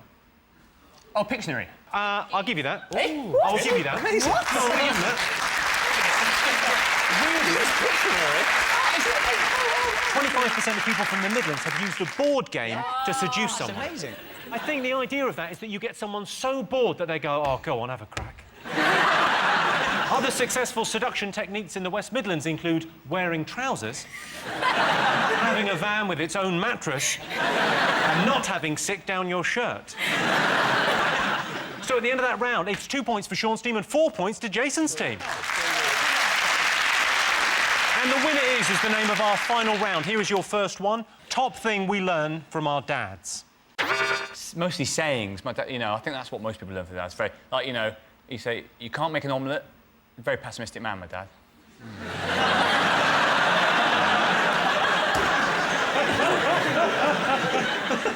How to read. My dad taught me how to read by reading Benji the Squirrel. You can't read. Only just. Benji the Squirrel. Benji the Squirrel. Go on, prove it. What happens in the end? OK, well, he gets the nut. Is it no matter what time I get up, it'll always be afternoon? Like, no matter what time, you'll always be after your dad. It'll be like, afternoon, son. Yeah. Afternoon. Even at 6 o'clock in the morning. Yeah, it's like, it's half eight, Dad. Afternoon. I've already been to the shop, got the papers. I remember when I was about 12 or 13, friends are very important to you. And my dad had 4 kids, whatever. I remember thinking, you never see his friends because he's just busy, he's working busy. I said to him, Dad, where are all your friends? He said, well, they're doing exactly the same as me. So they're sitting down after a hard day's work, having a whiskey and answering stupid questions. Top thing we learned from our dads. I think it's quite an obvious one. Go on, have a... Is it DIY? Correct, the right answer. Yes, the top thing we learned from our dads is DIY. Every Sunday morning you could hear my dad banging away in vain, trying to coax some life out of the old boiler. And then he'd give up, go upstairs and fuck my mum. Women's dream way to be proposed to. I think girls like to be proposed to in bed. No, in bed? After I just apologise and try and move on. No, I think almost during. During? Hello. Wow. Really? I haven't got time. Is it on Trisha? That's my dream way. That would Because then be. you can ask for a DNA test straight away. And you can ask for, like, a lie detector and all that. But if you're proposing to someone, a DNA test would be to find out whether they're the same species. Is it outside Yates's? and you're holding her hair as she's having a little bit of a sick. Again, there's some places in Manchester where if you did that, you'd be quite the David Niven. I didn't take any risks when I proposed. I put a note up the cat's arse. And when it went into the kitchen, I thought she'd go, "What's that in the cat's arse?" Will you marry? It's a bit smudged here. I like the way that my husband proposed to me. Like, he proposed in front of people. I honestly think I probably would have said no if it was just like me and him.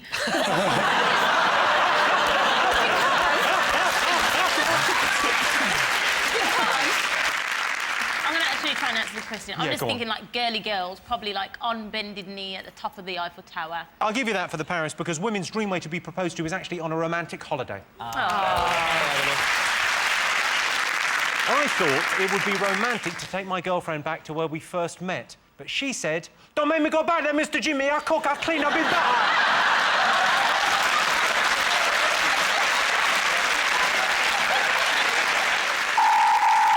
Well, that sound tells me it's the end of the round and the end of the show, which means the final scores are Sean, Jamelia and Josie have 4 points, Jason, Claudia and Mark have 4 points. It's a dead heat. Everyone's a winner. Thanks to all our panellists, our wonderful studio audience, and to all of you for watching at home. That's it from us. Good night.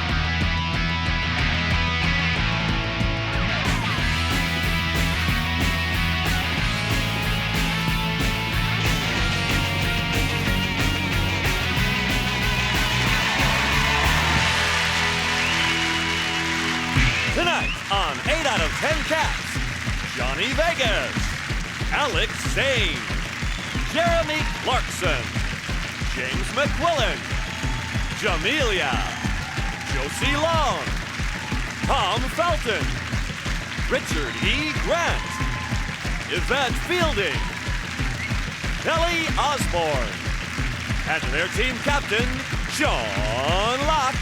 And facing them tonight, Jack Whitehall, Ulrika Johnson, Alan Cumming, Lauren Laverne, David Walliam, Holly Walsh, Mark Watson, Claudia Winkleman, Reginald D. Hunter, Phil Spencer, and their team captain, Jason Manford. Now, welcome your host, Jimmy Carr.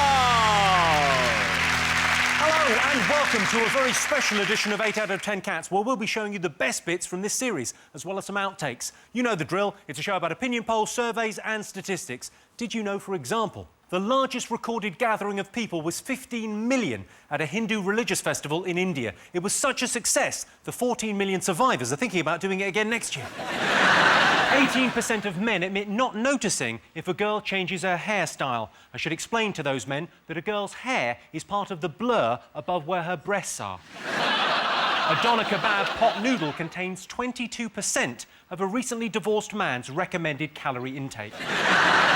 A teaspoon contains 120 drops of water. That's according to research by Professor, probably, from the University of... Yeah, I reckon. And if you're watching in Norfolk, hello. I'm not being patronising. I just thought I'd show you what a normal hand looks like. Let's get started.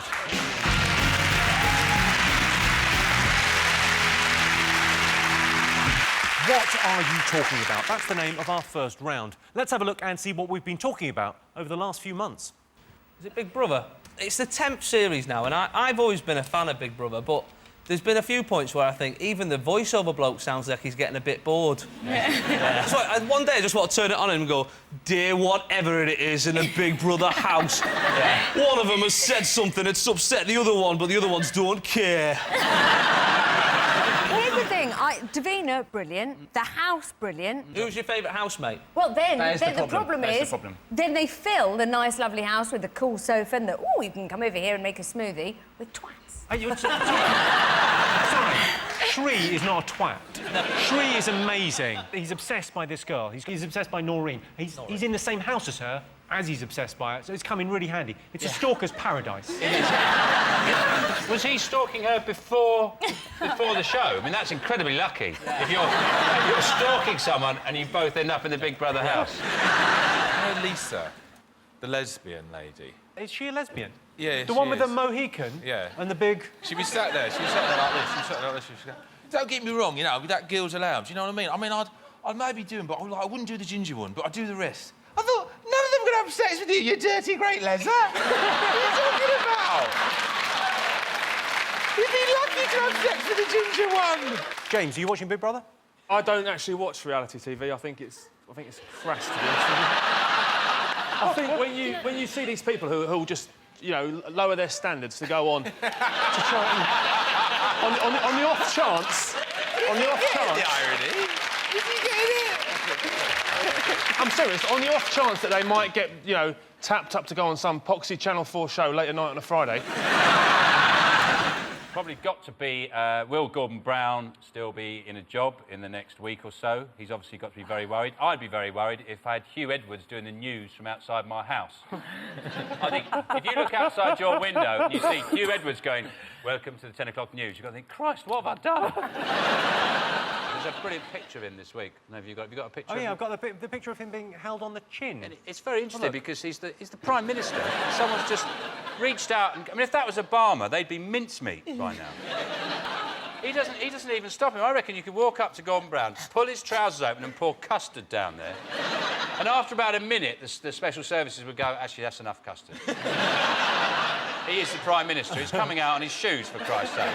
A bit of respect. Jason, do you think Gordon Brown is doomed? I think the Labour Party in general won't...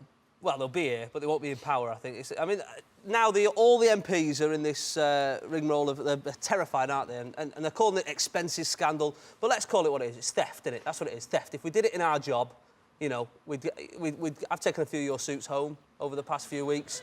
You know, I dressed my wife in them. And, one good thing that comes out of this, if you're walking down the street and you see an MP with a Kit Kat, you're entitled to just go off and break off a bit. I paid for this.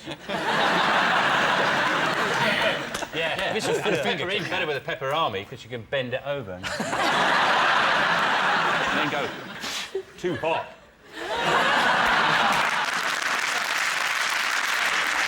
Are they actually taking anyone's personal money? Yes, ours. Yeah, ours. What have the nation been talking about? Have you been watching a bit of the Britain's Got Talent? Subo. Subo, she's gone mad. Turned up at some singing do. Yes. Thrown some water. Tried to snog a cock. Shouted loads of abuse. And only now does it come to light that she's Scottish. Have these people never been on National Express? There's fucking loads of them. Moon River! You shouldn't knock her, though, because also one of the things about the reason Obama likes her so much is she's a very important weapon in the war against terror. Because young extremists are now thinking twice about blowing themselves up now they know what a virgin really looks like. They're going... She's got some huge fans, though, because, and you'll appreciate this as a Twitterer, Yeah, Jimmy. go on. Demi Moore has been twittering her support all through this, saying how much she likes her. And I think that's because Demi Moore is smart. Because she's thinking, you know, when the looks go, I'll be able to play her in a movie. They are actually doing a movie of her, though, aren't they? Of Susan Boyle's life. And Yes, and I'm going to play her. Madonna's been at it again. She's adopted another child, which is fantastic news for everybody. If I could get adopted, I would get adopted by Billy Bragg. That's like my dream person to adopt me. If he's out there, just... Do you have I'll make parents? no trouble. Yeah, I've got parents. They're great. Will they be watching this? Going, what, we haven't written enough protest songs? What do you want, love? I would choose Adam Woodyard. Wow, people He's have my actually got this... favourite celebrity. I interviewed him once. He's number one, smiley. Number two, charming. This is Ian Beale we're talking about here. Number three... She wants Ian Beale to be her dad. He just seems... He's very friendly. They're slagging Madonna off in the paper, like, but she's going to make this child's life better. I mean, I'm from Manchester, and I'm doing all right for myself, but even she would make my life better, you know, so... Yeah, if Madonna offered to adopt me even at this point, I'd consider it. I'd say At so. least, yeah. She's probably got things like a jacuzzi. Let's have a look and see whether Madonna adopting a baby is one of the most talked about things this week. Yes, this is the story that Madonna has adopted a second Malawian child. Already, Madonna's visit has passed into Malawian legend, specifically the legend of the scrawny witch that swoops down from the skies and steals children. No offence to any witches that we have in the audience. If we had any witches, I apologise. Anyone had green hair? So, for example, that one there.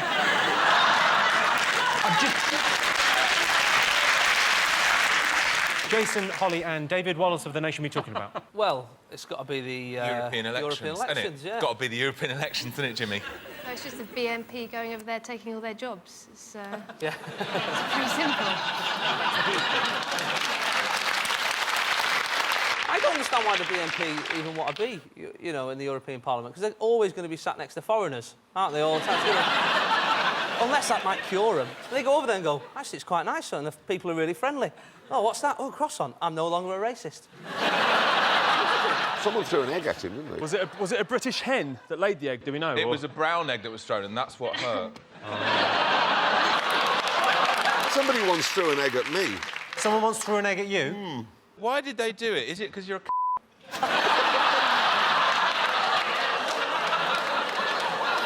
Can we all play together? No. What else have the nation been talking about this week? Is it Gordon Ramsay's been making friends in Australia? Well, he was actually been told off by the Australian Prime Minister, wasn't he? He was called the lowest form of life. Because he called a TV presenter a pig. He said she was a pig-faced woman. And I thought it's quite ironic, him calling someone a pig when his face looks like crackling. Burnt crackling. How can he go around giving, you know, insults about how people look? He makes Ronnie Wood look like Hannah Montana, doesn't he? When he shuts his eyes, it's like someone's put a chef's hat on a walnut.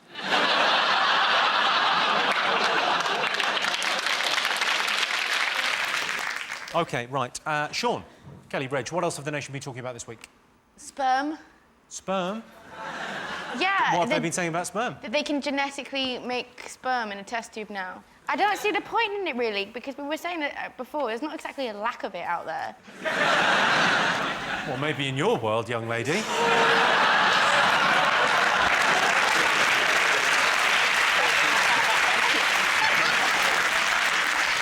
Basically, they've cloned a human sperm, haven't they?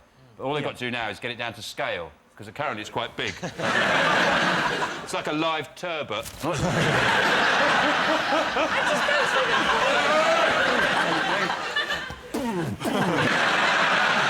It's been hot. There was a garden expert who said it's going to be the end of the English country garden. And I thought, that's sad, that, because I always enjoyed pulling down my pants and suffocating the ants all those times. It's good fun. What? Yeah. Say that again? Good times. Pulling down your pants, suffocating the ants. You never do that? Pick up a leaf, wipe it underneath. You never did that, Phil? Squeeze out a log, blame it on the dog. You never did this, Phil? Fingers on buzzers, one more thing to get. Oh. Wimbledon. Wimbledon, Jimmy. Go on, tell me more about Wimbledon. Wimbledon is a time when people play tennis together. Correct. I like the grunting, though. That's where they earn their money, don't they? The grunting, which they're trying to ban. How can you ban grunting? Shoot them. A blind bloke who normally hunts pigs, like that, sitting there, and he hears a... To be honest with you, I think that's a ratings winner. It is weird when you listen it when, like, I was watching a match the other day, and I had it on Sky Plus. So I was watching it about 1 o'clock in the morning. My wife was upstairs, and she could hear grunting coming from the telly. It's like, what are you watching? I was like, just the ladies playing tennis, that's all. Like, you know what I mean? Why is there a bass guitar making some music? I don't know. Was the lady playing tennis going, oh, yeah, big boy. Oh, oh.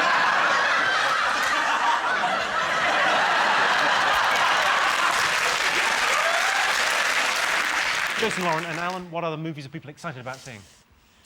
Terminator? Yeah. Terminator Salivation or something. Yeah. That looks pretty good. It's all been a bit hyped up because Christian Bale had that big tantrum as well. That got brilliant. leaked. That was amazing. Yeah. You've acted with him, Richard. I have, but yeah, 15 years ago on a film called Portrait of a Lady. He was very quiet and reserved, and it was on a movie when Nicole Kidman still had no lips. So back in the olden days? In the olden days, yeah. Before... Did you think, as an actor, you think you get stressed, it's a hard day, and you've... Yeah, I think anybody gets stressed. Yeah. You know, I'm sure that if we had to hear what was going on when Gordon Brown got all that stuff in the Daily Telegraph on a daily basis, can you imagine waking up to those reviews every day? You wouldn't be able to leave the door. Reviews. You're such a lovely. Another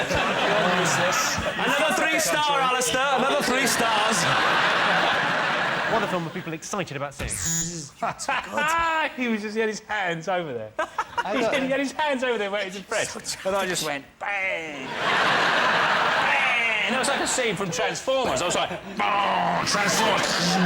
Yeah! Answer the question. Is it Star Trek? He's done you! No! He's done you, Sean! He's done you! He's done you, mate! He's done me! Star Trek. Have you heard Michael Jackson is dead? Yes. Yes. I heard. People have been talking about it because he's a controversial figure. I mean, if it's wrong to share your bed with 13-year-old boys, then lock me up and throw away the key.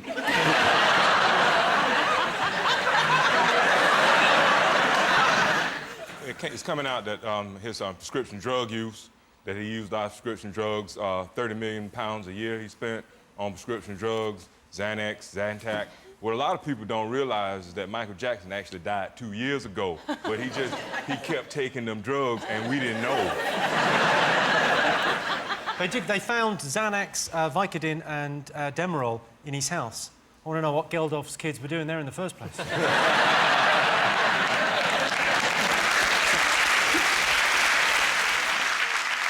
Welcome back to the best of 8 out of 10 cats. Here's our pick of the Polls.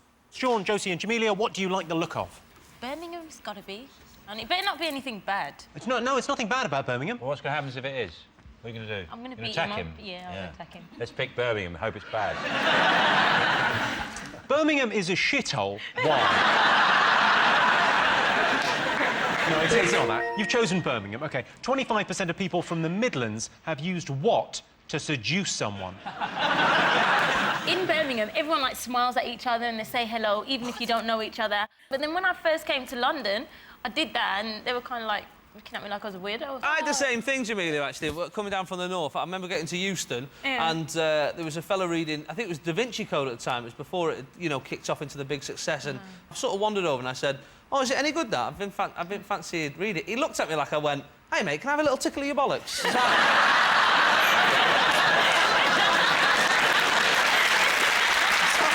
About the book. I'll give you a clue. It's something that I would associate with doing with your family. Oh, Pictionary. I'll give you that. Ooh. I'll give you that. Amazing. What? No, I'll give you that. 25% of people from the Midlands have used a board game to seduce someone. That's amazing. Other successful seduction techniques in the West Midlands include wearing trousers, having a van with its own mattress, and not having sick down your shirt. Are you married, Phil? Yes, I am. Do you remember in Heat magazine when you did an interview and the question was, have you ever been chatted up by another celeb? Yes, and do you know what your answer was? Yes, very well. What was it? You.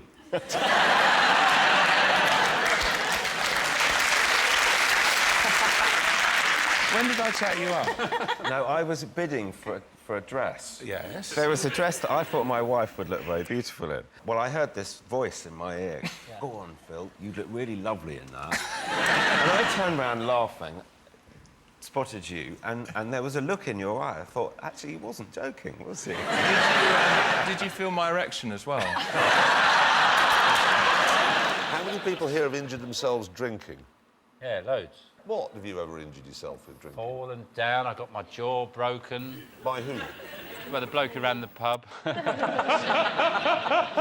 Technically not a drinking injury, that's more a violence-related thing. Yeah, but I wouldn't have been there if I had been drinking. And I wouldn't have been singing that song. Most Brits have a hobby they're too embarrassed to tell their friends about. What are you doing? I think Sean's just... I think he's... Oh, it's my hobby. Electronics. No, our telly's gone down, so I thought I'd fix it. It has actually gone down. That's my hobby. Having a bit I of don't fun. actually think it's broken. It just says signal over rain. Well, it's black. The screen's completely black.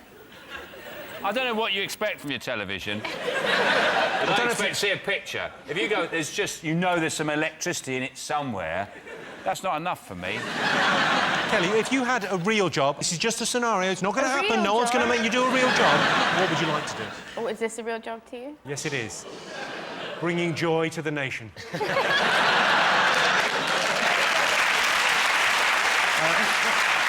I'm not forgetting scaring any children who are watching. Get to bed, I'm coming to get you. Most Brits think there's no point trying to speak a foreign language while on holiday. Is that true or false? We've been on holiday together, haven't we, David? Oh, yeah. I've got a photo. Do you remember this?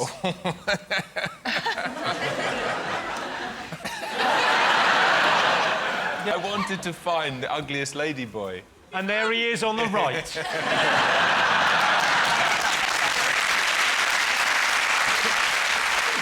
I went with my friend Robin. Yeah, I remember Robin, Who is gay. My friend Robin is gay. I've got a gay friend. What of it? That was a huge shock to all of us. No, but we went to some straight sex shows, and he said, well, we've been to lots of straight ones. Can't we now go to a gay sex show? I went, oh, all right, then. And he took me to this show, and these men... Can I borrow you for a second? No. Phil, can I borrow you for a second? Phil, can I borrow you? No, because these men... This was all right, Phil. It's all right. These men got on the stage, and they started... Phil, just bend over a little bit.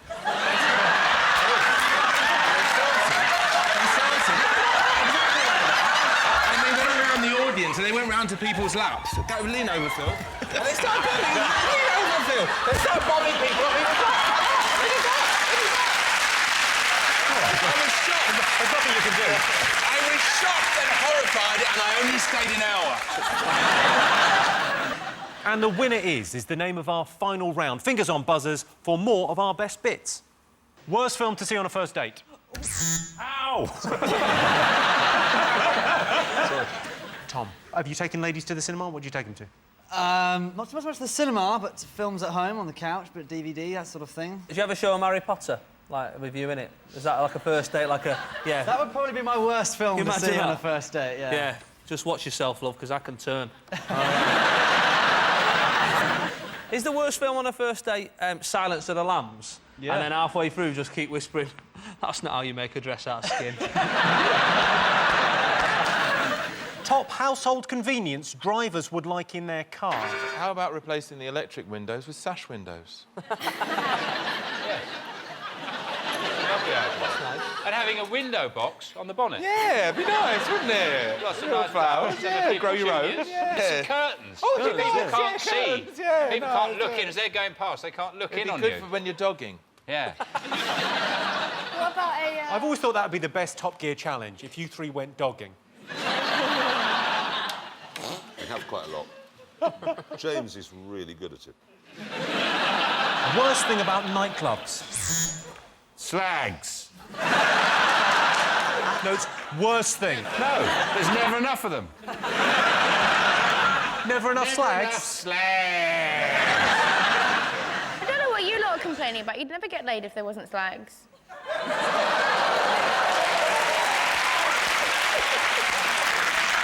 2 point well made. Most hated chore. Is it getting rid of soiled bedding? Getting rid of what? You know, like, soiled bedding. Oh. When it's not your house. Oh, I'll just be with you in 1 second. Best way to get the attention of someone you fancy.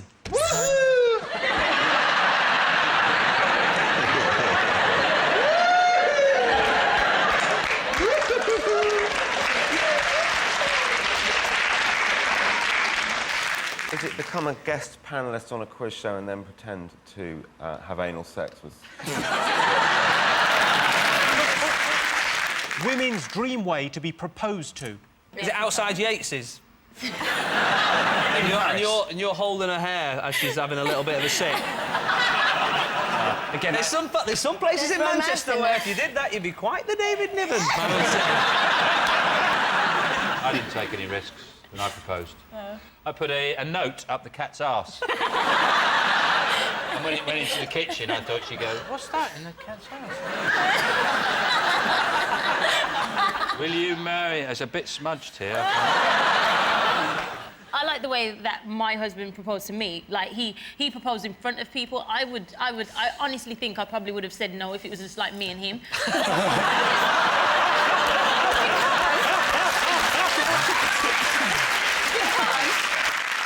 I'm going to actually try and answer the question. I'm just thinking, like, girly girls, probably, like, on bended knee at the top of the Eiffel Tower. I'll give you that for the Paris, because women's dream way to be proposed to is actually on a romantic holiday. I thought it would be romantic to take my girlfriend back to where we first met, but she said, "Don't make me go back there, Mr. Jimmy. I cook, I clean, I'll be better."